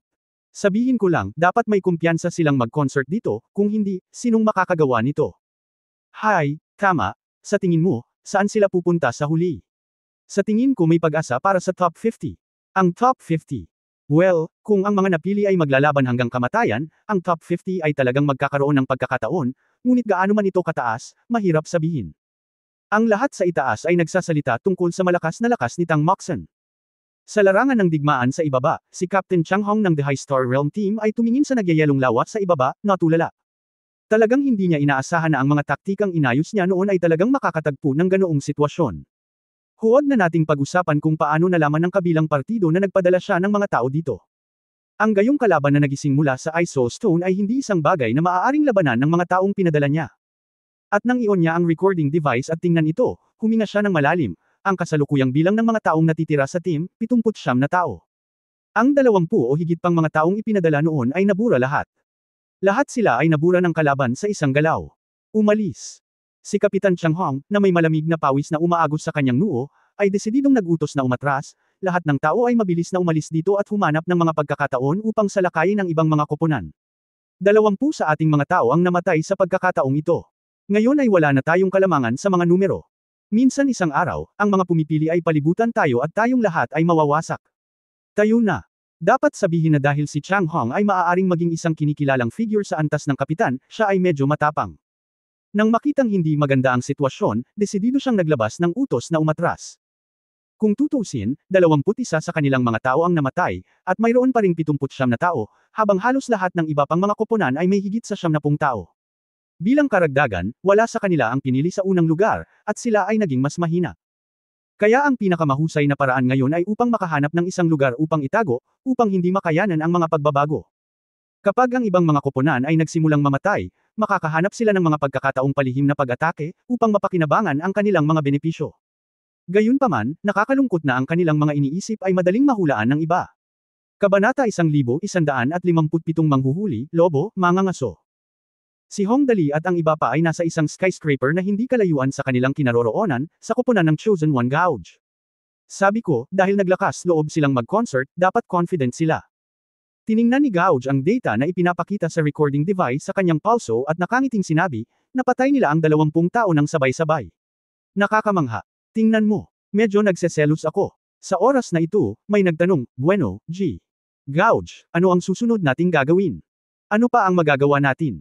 Napangiti si Gouge at pinitik ang kanyang mga daliri, gagawin muli ng pangkat na ito. 20 tao ang namatay, ngunit walang ginawang paghihiganti. Parang walang pinipili. Kung hindi tayo kakain ng ganoon kalaking piraso ng taba, hindi ba tayo magiging kapaki-pakinabang sa iba ng walang kabuluhan? Nang matapos siyang magsalita, masiglang tumango ang lahat ng naruroon. Ang isang koponan na walang pinili ay pumatay ng higit sa 20 tao sa isang labanan. Kung hindi mo kukunin ang ganoong kalaking piraso ng taba, tiyak na pagsisisihan mo ito hanggang kamatayan. Lahat, humanda, tayo na. Hindi na nagsalita pa si Gouge at pinangunahan ang koponan na tumalon sa bintana. Terra Harvest Heads tayo. Hahaha. Okay, hahaha. This time siguradong malaki ang aanihin. Ang lahat ay tumalon pababa, at ilang sandali, ang mga tao ay tumatalon palabas ng buong gusali na parang dumplings. Ang ganoong mataas na posisyon ay para sa kanila na hindi bababa sa ikalawang antas ng Star Territory. Ito ay ganap na walang pinagkaiba sa patag na lupa. Sa pagbaba, lahat ng tao ay nagsisikap na makahanap ng balita tungkol sa pangkat na iyon. Dahil umatake sila mula sa tubig, hindi sila dapat malayo sa lawa. Pagkalapag nila, nanguna si Gouge at sumugod sa mga gusaling malapit sa lawa. Siya ay napakabilis, kahit na siya ay mukhang mahina. Gayunpaman, tumakbo talaga siya sa harapan, at kasabay nito ay kailangan niyang magdahan-dahan ng kaunti para hintayin ang malalaking tropa sa likuran niya. Naiintindihan. Hanapin natin siya ng hiwalay. Natural na naiintindihan ng iba ang ibig sabihin ni Gouge. Sa isang sandali, ang buong koponan ay naghiwa-hiwalay at kumalat patungo sa lawa. Ito ay malinaw na mayroong maraming mga koponan na may parehong ideya sa kanila, ngunit sa loob lamang ng isang minuto o higit pa, hindi bababa sa 5 mga koponan ang dumating upang labanan malapit sa mga gusali sa gilid ng lawa. Sa loob ng Theron Star Team kung saan matatagpuan si Sora.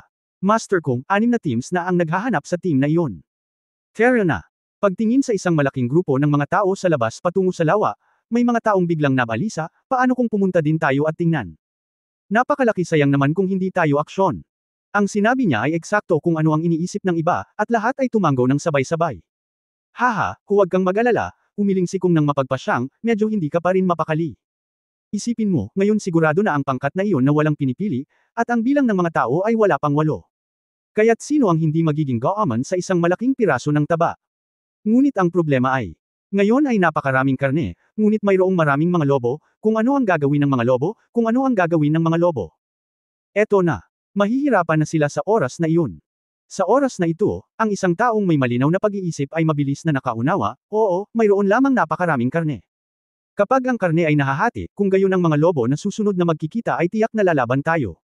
Oo, ngumiti si Kong at tumango, kaya ang kailangan nating gawin ngayon ay hintayin silang matapos ang laban. Tandaan, lahat. Bagamat ang labanan ng talento ay tinutukoy ng mga puntos, kung sino ang mabubuhay ng mas matagal ay siyang huling magwawagi. Kaya paano ang mga pansamantalang pakinabang at pagkalugi? Kita mo, pagkatapos magpakita ng pasibong galaw ngayon si Hong Dali, oras na para maglaro. Kay sarap maging maingay at maaliwalas. Matapos marinig ang kanyang mga salita, lahat ng tao sa kanilang paligid ay tumingin muli sa direksyon ni Hong Dali at ng iba pa. Sa pagkakataong ito, parang humanga ang lahat. Tingnan mo ang taong ito, kumakain at nakaupo, gaano siya komportable.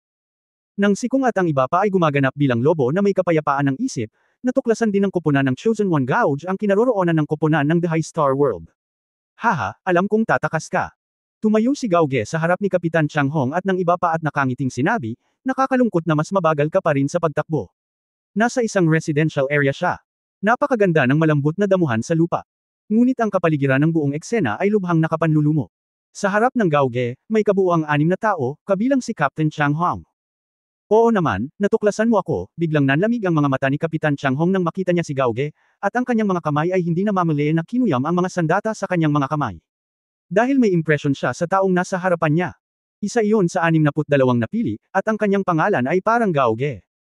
Sa totoo lang, napakaganda ng iyong plano, mahinang sabi ni Gauge, pananakaw na pag-atake sa ilalim ng tubig, at tumakas pagkatapos ng tagumpay. At pagkatapos mabaigo ang misyon, pinili mo kaagad na hatiin ito at itago. Ang plano ay talagang napakaganda. Ang nakakaawa lang ay ito ay isang kawawa naman, na ang iyong lakas ay talagang masyadong mahina. Mula sa isang tactical na pananaw, ang pag-aayos ni Kapitan Chang Hong ay walang anumang malalaking depekto. Sa kasamaang palad, ang kanilang swerte ay talagang hindi maganda. Walang paraan sa paligid nito. Sino ang mag-aakala na ang tila hindi nakakapinsalang koponan ng Shenlong Star Realm ay magkakaroon talaga ng Ice Soul Stone Awakener? Excuse me, mahinang tugon ni Kapitan Chang Hong, at pagkatapos ay biglang sumigaw, gawin mo. Sa isang iglap, isang invisible mental attack ang direktang tumagos sa isip ni Gauge. Ang pagiging makasali sa Star Realm Genius Battle, hindi maaaring maging sayang si Captain Chang Hong. Ang pinakadakilang talento niya ay ang kakayahang guluhin ang espiritu ng kalaban. Dapat mong malaman na kahit gaano kalakas ang isang tao, umaasa siya sa kanyang utak para utusan ang kanyang katawan. Kapag ang utak ay nabalisa, sa kanilang antas, 1 o 2 segundo lamang ay sapat na upang matukoy ang mananalo. Sa sandaling sinabi ni Kapitan Chang Hong na kumilos, natural na kumilos ang iba pang 5 tao sa parehong oras. Ang 6 na tao ay iwinagayway ang kanilang mga sandata at nilasla si Gauge na parang kidlat. Hindi kalabisan na sabihin na hanggat bahagyang pabaya si Gauge, ang round of attack na ito ay sapat na para patayin siya. Sayang naman kung tutuusin si Gauge ang napili. Ang mga kakayahan ng pinili ay tiyak na lampas sa imahinasyon ng maraming tao. Makulay na Katanji tanging pagoda. Bahagyang ngumiti si Gauge, at isang makulay na transparent na pagoda na may diameter na halos 10 metro ang direktang lumitaw sa kanyang katawan, na tumatakip sa buong katawan ni Gauge. Boom, boom, boom, ang sunod-sunod na pagsabog ay tumunog, at ang mga pag-atake ni Kapitan Chang Hong at ng iba pang 6 na tao ay tumama sa makulay na Katanji tanging tore. Matapos ang isang maikling pagkabigla, si Kapitan Chang Hong at ang 6 na iba pang tao ay natambo lahat ng nakabaligtad ng malaking puwersa ng countershock na nabuo ng colorful Linglong Tower, na nag-iwan ng isang string ng matingkad na pulang butil ng dugo sa hangin. Napakalakas, talagang malakas. Ang mga ekspresyon ng 6 na tao ay lubhang nagbago. Ang kanilang pinagsamang pag-atake ay hindi man lang makalusot sa depensa ni Gauge. Ang mga patriarka ng mga pangunahing pamilya na nanunood sa labas ay nasilaw at napabulalas, tulad ng inaasahan sa pinili, anumang galaw ay maaaring magkaroon ng napakalakas na epekto. Nakakatakot talaga ang kapangyarihan ng depensa ng makulay na tore. 6 na tao ang sama-samang umatake, nakakamangha talaga. Hindi ko akalain na ganito kalala ito noon, ngunit ngayon ay tila napakalakas ng napiling ito. Oo, tingnan mo, malapit na siyang kumilos. Gaya ng sinabi ng patriarch ng malaking pamilya, sa wakas ay kumilos si Gauge matapos silang 6 na matamba at bumagsak sa lupa. Han Yuan Lock. Itinaas ni Gauge ang kanyang kamay, at isang gintong liwanag ang direktang lumipad mula sa kanyang palad. Iyon ay parang kadena na liwanag, ngunit sa isang kisap mata, tumagos ito kay Kapitan Chang Hong at sa 6 pang tao. Bang, sa isang iglap, 6 na tunog ang tumagos sa katawan. Si Kapitan Chang Hong at ang iba pa ay hindi na nagkaroon ng panahon para mag-react. Naroon pa rin ang hindi makapaniwalang tingin sa kanilang mga mata. Bahagyang bamuka ang kanilang mga bibig, at hindi nagtagal ay naging isang puting liwanag ang ganap na nawala. At ang mga kunwa nilang bangkay ay naiwan sa lupa. Haha, madalas kong sinasanay ang colorful exquisite tower at Han Yuan Lock sa mga araw na ito, at ngayon ay nagiging mas komportable ako sa kanila. Bahagyang ngumiti si Gauge, at lahat ng resulta ay kumpleto sa kanyang inaasahan. Bilang ang pinili, palagi siyang nakikipaglaban sa kanyang sariling natatanging espasyo laban sa mga master mula sa cultivation plane. Sa simula, ang kanyang mga laban ay lubhang mapanganib, ngunit habang siya ay naging mas mahusay sa dalawang kasanayang ito, ang mga laban ay naging mas madali at mas madali. Ang makulay na Katanji tanging tore ay responsable para sa pagtatanggol, at ang Han Yuan Lock ay responsable para sa pag-atake. Isang atake at isang depensa ang perpekto. At nang pumunta siya rito at humarap sa mga ordinaryong henyo na ito, nakadama siya ng kaginhawaan na parabang ang isang malakas na lalaki na kayang magbuhat ng 1,000 kilo ng timbang ay namumulot ng dayami, lubhang nakaka-relax. Points, tiningnan ni Gauge ang recorder sa kanyang pulso. Nagbago ang mga numero dito, lahok na koponan, weighing star team. Mga kasalukuyang puntos, 12. Rangkang, 57. Not bad, parang. Nag-aani lahat, haha. Tuwang-tuwa si Gauge sa resulta. Ang buong Star Realm Genius War ay tatagal ng ilang araw. Sa simula, ang lahat ay medyo pinipigilan at higit sa lahat ay nag-espiya sa isa't isa. Kung tutuusin, hindi sila pamilyar sa lakas ng isa't isa, kaya kailangan muna nilang ayusin ang kanilang mga taktika at diskarte upang makuha ang pinakamataas na benepisyo para sa kanilang koponan. At mamaya, kapag natapos na ang pagsubok, magsisimula na ang totoong madugong labanan. Ang labanan ay magiging napakabangis at brutal, hanggang 10 koponan na lang ang natitira sa dulo. Sa oras na iyon, tinatayang magiging mataas ang puntos ng lahat. Kapag ang natitirang mga master ay napatay, ang mga puntos ay magiging napakamapagbigay. Ang pumatay ng isa lang ay mas mabuti kaysa pumatay ng 10 ngayon. Lalo na ang mga napili, mahirap sabihin kung gaano karaming mga puntos ang mayroon sila sa kanilang mga kamay. Titigil tayo kapag handa na tayo, nag-isip sandali si Gouge at ngumiti, panahon na para sabihin sa lahat na umatras. Sa pag-iisip nito, agad na sinabihan ni Gouge ang mga estudyante sa mundo ng bituin na umatras, ngunit ang resulta ay ayaw niya. Malapit na niyang kontaken ang lahat. Narinig ko ang boses ng mga miyembro ng team na nagmumula sa communicator, Your Excellency Gouge, grabe, inatake tayo ng ibang team. Kabanata 1158 Hong Dolly's Rhapsody. Ano? Nang marinig ang ulat ng mga miyembro ng koponan, nagulat at nagalit si Gouge, lumapit ka sa akin, sa ang Star Realm. Alang Star Realm, pinangunahan ng napiling yung maming. Sigaw ng member sa communicator. Siya pala iyon, narinig ni Gouge at agad na sumigaw ng malakas, lahat ay nagtipon sa akin, bilasan mo, huwag mag-atubiling lumaban. Naiintindihan. Agad na tinapos ng mga miyembro ng koponan ang komunikasyon. Yung maming, ang lakas ng loob mong sumubok mula sa likod, ang lakas ng loob mo. Lahat ng pinili ay mga kaaway. Makakamusta man sila sa kanilang pagkikita, alam ng lahat na magkakaroon ng digmaan sa pagitan nila sa hinaharap, kaya sa likod ng kapayapaan ay may mga nakatagong panganib. Ang nasa unahan ay isang lubhang mapanganib na labanan. Sa makatuwid, halos lahat ay lihim na nagtatanong tungkol sa mga napili sa bawat larangan ng bituin. Siyempre, dahil sila ang mga pinili, ang kani-kanilang marka ng mga pinili ay natural na kanilang pinakamalaking suporta at hindi dapat ilantad. Ngunit kahit papaano ay medyo hindi ako sigurado kung anong lakas ang natamo ng kabilang partido. Sa paghusga mula sa mga nakaraang hands-on na record, si Yu Maming mula sa Alang Star Realm, ayon sa hula ni Gauge, ay dapat na mayroong marka ng pinili na kabilang sa uri ng eskrimedor, at ang kanyang kakayahang makasakit ay napakalakas. Kung personal na kumilos si Yu Maming, magiging mahirap para sa aming koponan. Naisip ito ni Gouge at nagmamadaling pumunta sa lokasyon kung saan ang lahat ay nasa communicator. At ang kabilang panig, si Hong Dali at ang iba pa ay nakaupo sa tabi ng lawa.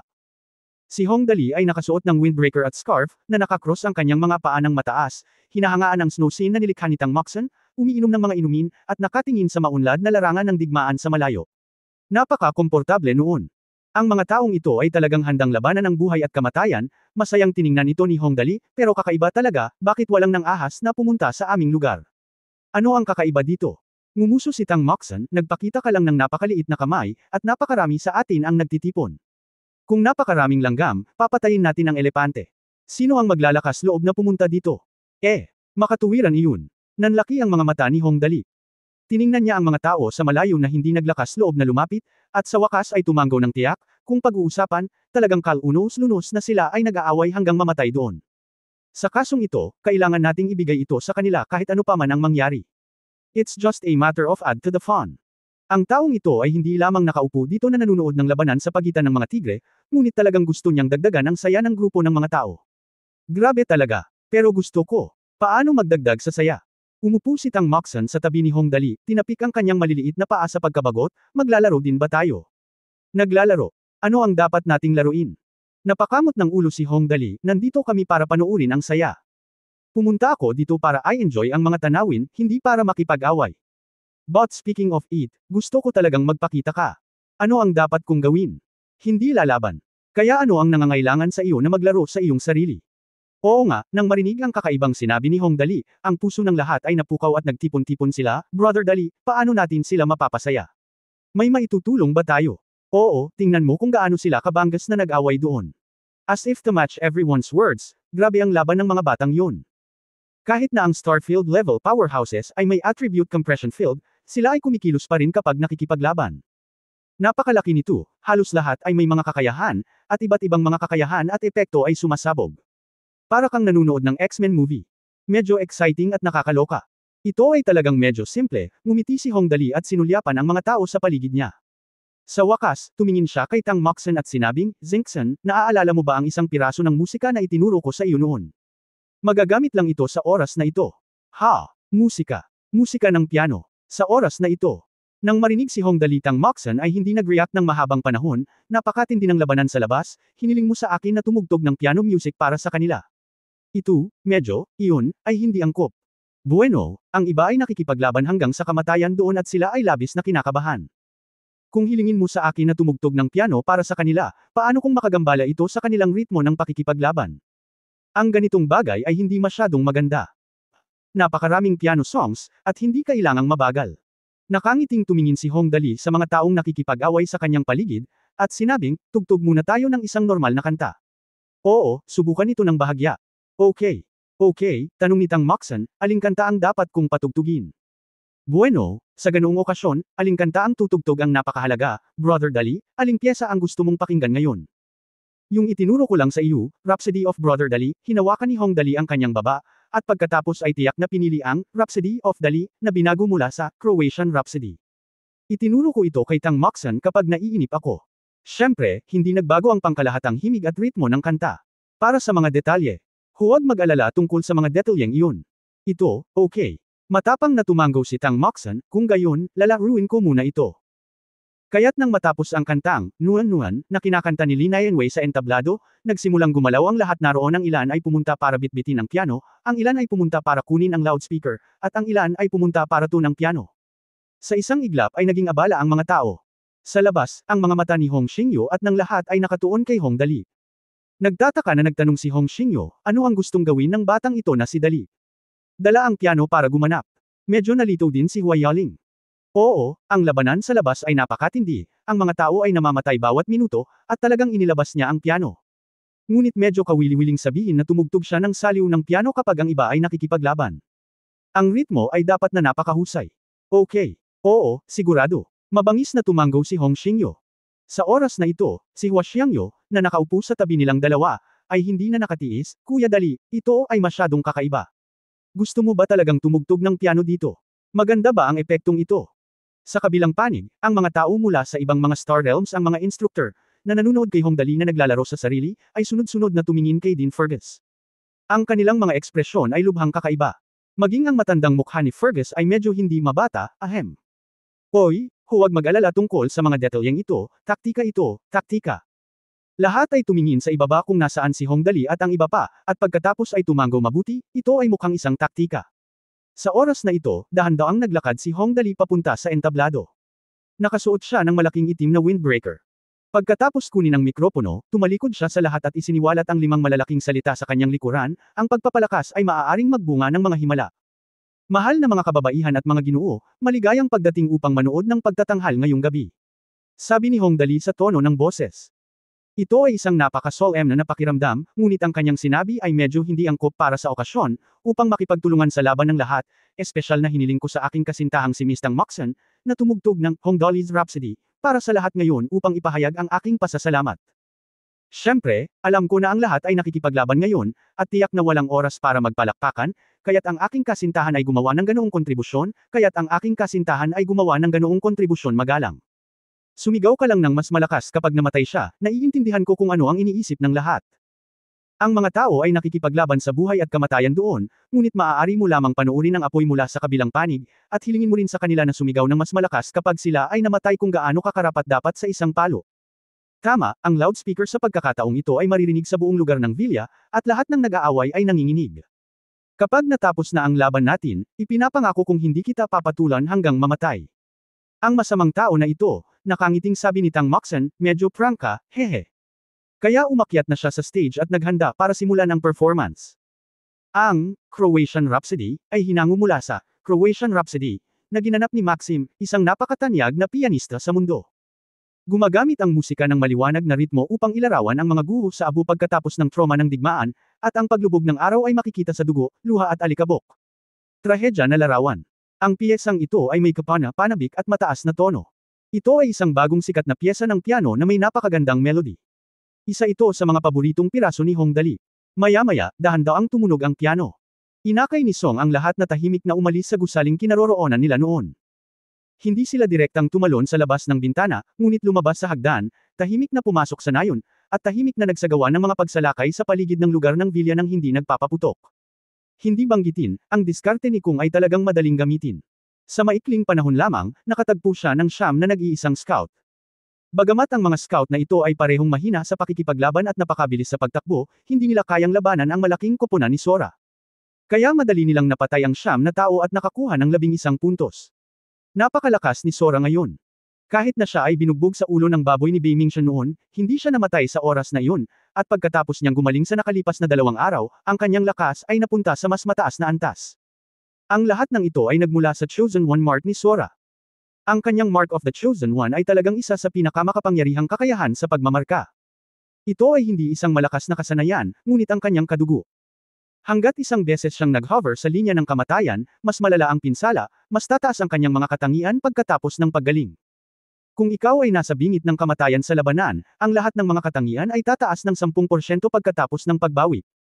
Kung malubhang na sugatan, ito ay 8%, at kung ito ay mas mababa, ito ay 5%. Sa nakaraang labanan sa Beimingtian, hindi nang ahas si Kung na gumanap ng napakalaking papel. Pagkatapos ng lahat, si Beimingtian ang pinuno ng pamilyang Bei ng 3 pangunahing pamilya ng maharlikang pamilya ng Shenglong. Sa sandaling siya ay nasa bingit ng kamatayan, napakadali para sa kanya na walang pagkakataon na makabalik. Kaya naman, kung hindi mo makitang walang laman ang kalaban, umatras lang at umiwas sa iba. Ang lahat ng mga katangian ay permanenteng tumaas ng 5%. Masasabing ang kasalukuyang lakas ni Kung ay umabot na sa napakakilabot na antas. Kahit na dumating muli si Beimingtian, magagawa ni Kung na lumaban kahit papaano ay hindi na siya makakalaban tulad ng pagkatalo niya noong nakaraan. Kabanata 1159 na makulit at magulo Hongdali. Your Excellency Kung, lumapit ang miyembro ng team upang magulat at nagsabi, sa kasalukuyan, may kabuuang 9 na kaaway ang natagpuan sa 500 meter diameter na lugar, at lahat sila ay napatay. Pagkatapos ng maikling sweep, magalang na sinabi ng miyembro, susunod, kami ay. Tingnan natin kung ano ang susunod na mangyayari. Ngumiti si Kung, sinulyapan kung nasaan si Hongdali at ang iba pa, at sinabing, tingnan natin kung ano ang susunod na mangyayari. Sure enough, parang tumugma ito sa sinabi ni Kung. Sabay na tumunog ang talumpati ni Hongdali, mahal na mga binibini at ginoo. Itong matandang ito, makakaisip kaya siya ng ganoong ideya. Agad na lumuhad si Kung, Diyos ko, ano ang gawa sa utak ni Hongdali? How dare he do such thing? Hinangaan din siya ng mga miyembro ng team, Your Excellency Kung, kunin natin ito bumaba. Ano pa ang susunod nating gagawin? Sa pakikinig sa kapanabik na tunog ng piano, naging hindi mapalagay si Kangdo, syempre ang lahat ay dapat magtipon at tiyak na pumatay ng mga tao. Napakagandang musika, huwag gumawa ng anuman. Nakakaawa. Hahaha, oo, gawin mo. Nang marinig nila na gusto nilang gawin ito, ang lahat ng mga estudyante ay nasa sabik, paano natin ito magagawa kung hindi natin ito gagawin? Dapat nating gawin ito.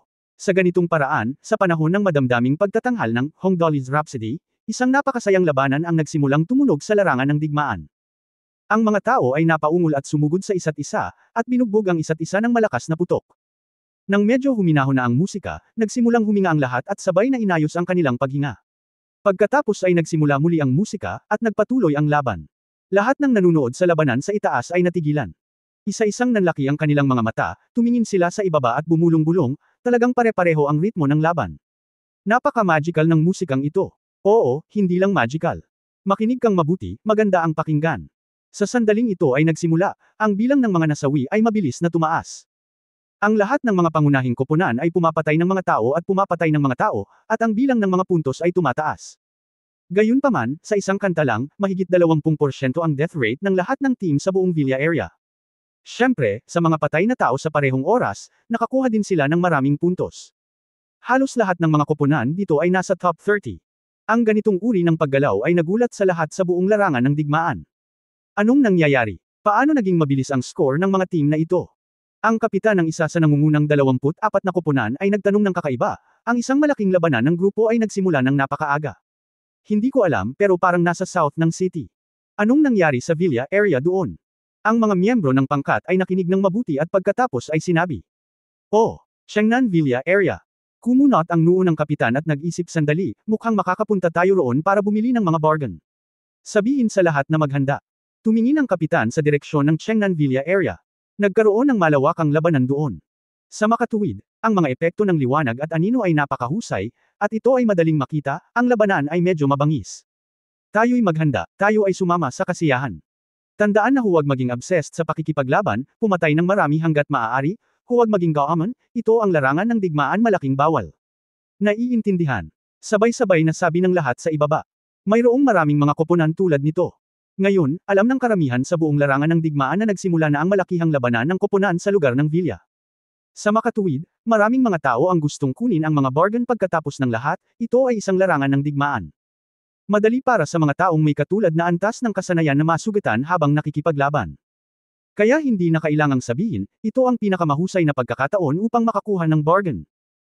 Sa isang liblib na damuhan sa lugar ng Villa, si Gao Ge, na nakasuot ng puti, ay tumingin kay Yu Maming, na nakatayo sa harap niya na may malaking espada sa kanyang likod, at nakangiting sinabi, "Ikaw Maming, hindi ko inaasahan na magkikita tayo ng ganoon kaga." "Oo, orihinal. Akala ko kailangan kong maghintay ng isa pang 2 araw." Inalis ni Yu Maming ang puting higanteng espada at kinuha ito sa kanyang kamay, tinitigan si Gao Ge at tuwang-tuwang dinidilaan ang kanyang mga labi, "Hindi ko inaasahan na magkikita kami ng ganoon kaga." "Haha, pareho tayo. Selector, hindi na ako magsasabi ng kalokohan, gawin na natin ngayon." "Actually, medyo maaga pa yata." Umiling si Gouge at sinabing, "Hindi mo ba naisip na masyadong maaga para gawin natin ito ngayon? Nandyan ka ba marami pa ring napili sa labas na nanunood? Maaga ba?" Hinawakan ni Yu Maming ang higanteng espada at tinitigan si Gao Ge, "Sa tingin ko ay hindi pa ito maaga." Dahan-daang sinabi ni Ge, "Halos wala sa mga napiling kumikilos ngayon. Natatakot sila na malantad ang katotohanan at mahirap itong harapin sa hinaharap. Mayroong isang malaking paggalaw dito, at isang malaking bilang ng mga koponan ang nagmamadali dito. Itigil na natin ito sa lalong madaling panahon. Ano sa palagay mo tungkol dito, para hindi mapakinabangan ng iba? Mabuti ba ang mungkahi ko para sa iyo at sa akin? Suggestion. Tumigil muna tayo at tingnan natin ang sitwasyon. Ngumiti ka Maming. Oo, tama iyon. Pagkatapos ng lahat, bilang mga pinili, hindi ngayon ang oras para kumilos. Sabi ni Gao Ge. Haha, ang ganda talaga ng kalkulasyon mo. Nakangiting tumingin si Yu Maming kay Gao Ge, nang walang balak na tumigil. Sa halip, itinutok niya ang higanteng espada sa kanyang kamay kay Gao Ge, upang sabihin sa iyo ang totoo. Sa pagkakataong ito sa Star Realm Genius Battle, ang tanging kinakatakutan ko ay si Gu Feifei mula sa Shenlong Star Realm. Hindi ko pinapansin ang iba. Ikaw at ako ay wala sa parehong antas. Matapos marinig ang sinabi ni Yu Maming, biglang nagbago ang ekspresyon ni Gao Ge. Gu Feifei. Bilang isang napili, talagang matatakot si Yu Maming sa isang ordinaryong tao. At yung iba hindi niya sineryoso. Anong nangyayari dito? Sinabi ng intuit ayon kay Gao Ge na ang sitwasyon ay hindi magtatagal magpakailanman. Bang! Ang buong katawan ni Gouge ay naging puting liwanag, at agad siyang pumunta sa gilid ni Yu Maming. Binuksan niya ang kanyang mga kamay, at ang liwanag na hugis gininto ang chain ay pumulupot sa kanyang mga kamay, at pagkatapos ay pumutok patungo kay Yu Maming sa napakabilis na nakababahala. Ang dibdib ni Yu Maming. Mabilis. Out of the blue. Kakaiba at mahirap hanapin. Maging walang awa. Si Gao Ge ay karapat-dapat na maging isang middle to upper level figure sa mga chosen ones. Parehong perpekto ang timing at ang lakas ng kanyang pag-atake. Pagpasok, mayroong Hanyuan Lock, umaatres, mayroong makulay na Kat Anji tanging tore. Ngayong nasa itaas ka na, hindi ka na mag-iiwan ng anumang pahinga. Haha, medyo mabagal pa rin, naglaan ng oras si Yu Maming para alagaan ang sarili. Bahagya niya itong hinarangan gamit ang puting higanteng espada sa kanyang kamay, at pagkatapos ay agad na sumabog ang kanyang katawan. Itinaas niya ang higanteng espada, at sa isang kisap mata, nasa harap na siya ni Gao Ge at nilaslas gamit ang kanyang espada. Whoosh! Muling kumislap ang figure ni Gouge, at kasabay nito ay lihim niyang kinasusuklaman ng kanyang sarili, labis kong kinaiinisan ang pakikipaglaban sa isang eskrimedor na tulad niya. Kung tutuusin, ang pinili ay hindi maaaring makipagkompetensya sa mga ordinaryong tao. Kapag napalapit siya sa kanya, magiging mahirap siyang makatakas. Sa pagtataas ng makulay na Kat Anji tanging tore, sinubukan ni Gouge ang lahat ng kanyang makakaya upang labanan ang mga pag-atake ni Yu Maming ng paulit-ulit. Hindi alam ng higanteng espada ni Yu Maming kung saan ito ginawa. Ito ay lubhang matalim at mabigat, at tila ang bawat indayog niya ay isang simoy. Gayunpaman, sa pakiramdam ni Gao Ge, ang kanyang makulay na Kat Anji tanging tore, na maaaring tawaging ganap na depensa, ay medyo sobra. Ngunit sa oras na ito, si Yu Maming ay malinaw na tila na panatag, talagang malakas ka, dapat ay nasa ikalimang antas ka ng Star Territory, tama. Hindi nakakagulat na medyo kalmado ka noon, mabuti, kasama ka rin sa mga pinili. Ito ay itinuturing na nasa unahan. Sayang. Seryoso ang ekspresyon ni Yu Maming, at ang malakas na kapangyarihan ay ibinuhos sa kanyang higanteng espada, at bawat galaw ay puno ng napakalakas na kapangyarihan. At malinaw naman, hindi sapat ang ganitong uri ng kapangyarihan para masira ang depensa ni Gouge. Ngunit sa oras na ito, labis din ang pagkabalisa ni Gao Ge. Hindi, kailangan nating humanap ng paraan para makatakas. Kung hindi, kung patuloy tayong aatake ng ganito, hindi magagawang ipagtanggol ng aking colorful exquisite tower ang sarili. Si Gouge ay natatakpan ng malamig na pawis, desperadong hinihimok ang colorful exquisite tower na ipagtanggol laban sa atake ni Yumaming, at kasabay nito, umaatake siya patungo sa lawa. Pag-urong sa gilid. Gusto mong tumakas. Sa tingin mo posible ba ito? Ngumisi si Maming at hinabol si Gouge. Ang malakas na kapangyarihan ay ibinuhos sa kanyang higanteng espada, at ang buong higanteng espada ay nagbuga pa ng isang nakasisilaw na gintong liwanag. Sa isang iglap, ang bilis at lakas ng pag-atake ni Yu Maming ay nauna sa kanyang amo, at diretso siyang sumugod kay Gauge. Sa kabilang banda, may concert na ginanap ni na Hongdali at iba pa.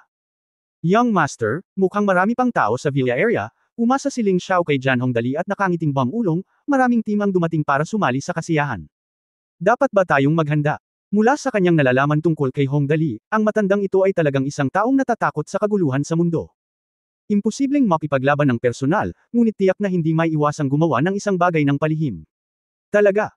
Oo nga, nang marinig niya ang mga salita ni Ling Xiaoyi, nagningning ang mga mata ni Hongdali, hindi magandang hindi magsaya sa ganoong magandang pagkakataon. Hehe, parang ang kantang itinuro ko sa lalaking nakapulot ng mga babae noon. Kanta, maaaring magamit. Tinuruan talaga ng lalaking ito si Lucifer ng kanta. At kung ito ay magagamit sa oras na ito, hindi ba't ang epekto ng kantang ito ay magiging napakabaliw? Yung lalaking nang aasar ng mga babae. Sinimulang batiin ni Hongdali si Lucifer, halika, mayroon akong magandang gagawin sa iyo. Young Master, anong magandang bagay? Lumapit si Lucifer at nakangiting nagtanong. Para sa mga kakaibang ideya ni Hongdali, masasabing kinikilig si Lucifer sa kanya kaya niyang durugan si Hongdali in terms of IQ, pero sa pagiging makulit at pilyo, si Hongdali lang ang kaya niyang sambahin. Naaalala mo pa ba ang kantang itinuro ko sa iyo nitong 2 araw? Nakangiting tanong ni Hongdali, hindi mo pa ba ito nakalimutan? Ah, yung kanta. Haha, paano mo makakalimutan yung magandang kanta? Dapat tandaan mo. Nang marinig ni Lucifer ang mga salita ni Hongdali, agad niyang naunawaan at tumawa, huwag kang mag-alala, naaalala ko ito ng malinaw. Wala akong nakalimutan na salita sa lyrics. Mabuti naman. Mabuti iyon.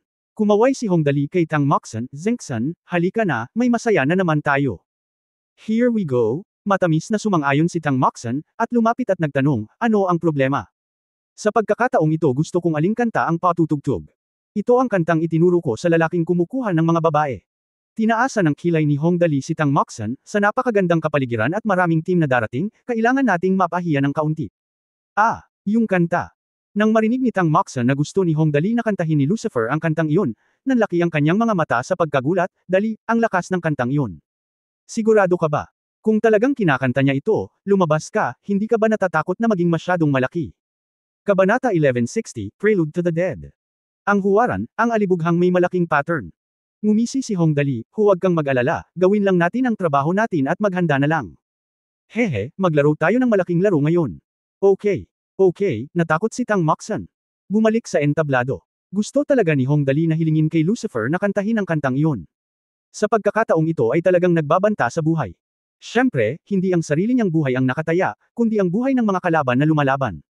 Sa labas, sa mga stand, nang makakita ng kakaibang nangyayari sa panig ni Hongdali, naging curious ang lahat. Si Hongdali, na mahilig maging makulit at malikot, may bagong paparating sa pagkakataong ito. Mukhang medyo malaki ang eksena this time. Ano ang planong gawin muli ng Hongdali na ito? Napakunot ang noo ng lahat, pinaplano mo bang gumawa ng isa pang kanta o ano? Ang mabilis na musika ng piano ngayon ay umakit ng ilang mga koponan, at sa pagkakataong ito ay isa pang ano kaya ito. Tingnan mo, sigaw ng isang matalas na mata, nasa stage ang isang lalaking may dilaw na buhok. May balak ba siyang kumanta? Nasa stage na rin ang katatapos lang tumugtog ng piano. Chorus ba ito? Kumanta na naman. Ngunit bakit mayroon akong napakasamang premonition? Naghahanda ba si Dali na gumawa ng malaking hakbang? Totoo nga, nagkatotoo ang premonition ng lahat. Kung gayon, ako, si Iverson, ay kakanta ng isang kanta para sa lahat. Tumayo si Lucifer sa entablado. Na may hawak na mikropono sa kanyang kamay, nakatingin sa mga manunood, at malakas na sinabi, ang pangalan ng kantang ito ay tinatawag na Overture of the Dead. Napakaganda at nakakagulat. Kaya sa susunod, paki-enjoy ito.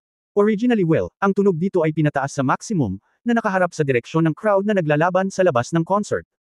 Ngunit ang kakayahan ni Lucifer ay ang sound soul stone pa rin, at ang kanyang kakayahan ay nagising pa rin. Bago magising, ang kakayahan ni Lucifer ay katumbas ng isang malaking trompeta, at hindi sinasabi na maaari itong umatake gamit ang mga sound wave. Matapos magising ang kakayahan, napakalakas ng kakayahan ni Lucifer, hindi lamang siya makakagawa ng mga tunog, na hindi maipapasa mula sa malalayong lugar, ngunit maaari rin siyang direktang pumasok sa puso ng mga tao, ibig sabihin. Kailangan mong makinig kahit ayaw mo, kahit takpan mo ang tenga mo, hindi uubra. Overture ng mga patay. Si Lucifer ay may kakayahang magmura, at ginamit niya ito sa harap ng Hongdali noon. Alam ng lahat ito. Si Hongdali ay hindi kailanman nagbigay sa kanya ng anumang mabuti noon. Matapos mag-isip ng mahabang panahon, sa wakas ay natagpuan niya ang kantang pinakaangkop sa kanya, at iyon ay, Overture of the Dead. Ang Power of the Damned ay sinamahan ng Overture of the Dead. Ano ang konsepto na iyon? Maging si Lucifer mismo ay hindi maisip kung anong uri ng epekto iyon. Overture ng Undead. Lahat ng nanunood ng labanan sa labas ay curious. Tumingin ka sa akin at tumingin ako sa iyo. Walang nakakaalam kung tungkol saan ang kantang ito. Ngunit ang kanta na maaaring kantahin sa oras na ito ay hindi dapat ganoon ka-simple. Hindi nagtagal, tumunog ang malamyos na tunog ng piano, at simbolikong hinawakan ni Lucifer ang mikropono. Pagkatapos ay nagsimula ang kanta, gabi. Tumagos sa madugong mga bukid. Ang madilim na liwanag ng buwan ay hindi nagniningning, ang kamatayan na hindi kumukupas. Nakalimutan, ang natitira ay nasa puso, ang tuyong puso. Ang kantang ito sa sandaling magsimula ang kanta, wala sa una. Hindi nagtagal, lahat ng uri ng kakaibang bagay ay nangyari sa buong larangan ng digmaan. Ang lahat sa labanan ay nadama na ang kanilang mga puso ay nagsimulang tumibok ng walang dahilan, at ang pakiramdam ng paninikip ng dibdib ay parang myocardial infarction. Gayunpaman, ilang segundo lang ay namutla ang kanilang mga mukha at nababalot ng malamig na pawis ang kanilang mga ulo. Alam mo, ngayon sa gitna ng isang labanan, ang gayong abnormal na estado ay maaaring ganap na iikot ang takbo ng labanan sa isang iglap. Baliin mo. Papatayin na sana ng isang miyembro ng team ang kanyang kalaban, ngunit sa mga sandaling ito, nakaramdam siya ng matinding pananakit sa kanyang dibdib, na naging dahilan upang medyo sumable ang kanyang atake. Ang isang bahagyang paglihis ay maaaring gumawa ng malaking pagkakaiba. Sa isang labanan sa antas na ito, ang isang bahagyang paglihis ay maaaring ganap na baguhin ang kinalabasan. Ipaglalaban kita. Lumaban din ang kanyang kalaban, at kasabay nito, medyo naninikip din ang kanyang dibdib, at pagkatapos ay biglang nagbago ang takbo, dalawang beses nang marinig ang tunog, ang dapat sana'y isang magandang tagumpay para sa isang panig ay naging isang loss for one na sitwasyon sa isang iglap. Sabay na nasugatan ang 2 taong nag-aaway. Paano nangyari ito? Pareho silang nabigla. Natigilan ang partido na orihinal na nagkaroon ng kalamangan, at ang disadvantage na partido ay natigilan din. Hindi dapat ganito ang resulta ng laban, paano kaya? Maraming taong katulad nila sa buong Villa area. Pagkatapos ng lahat, ang mga mag-aaral na ito ay nasa napakalaking lugar, at sa sandaling magsimula ang isang digmaan, madalas silang nangangailangan ng isang malaking hanay upang lumipat sa paligid. Dodge. Kaya sa anumang one-on-one na labanan, hindi mabilang na aksidente ang naganap. Tuwang-tuwang nagpatuloy si Lucifer sa pag-ungol ng malakas, ang langit ay maliwanag, nagising sa tabi ng libingan, ang pader ng Deathstroke Town. Tanging ang batik-batik na sakit at mga sugat ang natitira. Pagtingin sa likod, pagbabalik tanaw muli, ang labanan ng dugo at apoy, minsan ang kaluwalhatian. Ang shell, tanging ang pinatay na katawan. Walang laman ang mga mata, walang dugo, walang luha sa ilalim ng kaluwalhatian, walang liwanag. Sa pagkakataong ito ay mas kawili-wili. May paninikip sa dibdib, ang iba ay nahihilo, ang iba ay nabulag agad, at ang mas masaklap, ang iba ay natisod ng mga ugat ng puno habang umiiwas. Pagkatapos ay lumitaw ang isang kakaibang eksena sa buong lugar ng Villa, sa isang normal na one-on-one na labanan, ang magkabilang panig ng labanan ay halos mamatay ng magkasama, ngunit lumalabas na ang kanilang pagkamatay na magkasama ay hindi talaga patay, ngunit malubhang nasugatan at nawalan ng kakayahan. Ito ang pinaka-tragic na bagay. Kung direkta kang mamatay, maaari kang makakuha ng mga puntos, ngunit malinaw naman, kung ikaw ay malubhang nasugatan at hindi namatay, ang mga puntos ay hindi bababa. At sa oras na ito, natural na hindi mag-aaksaya ng ganoong magandang bagay ang Blood Demon na kaklase ni Lucifer dati.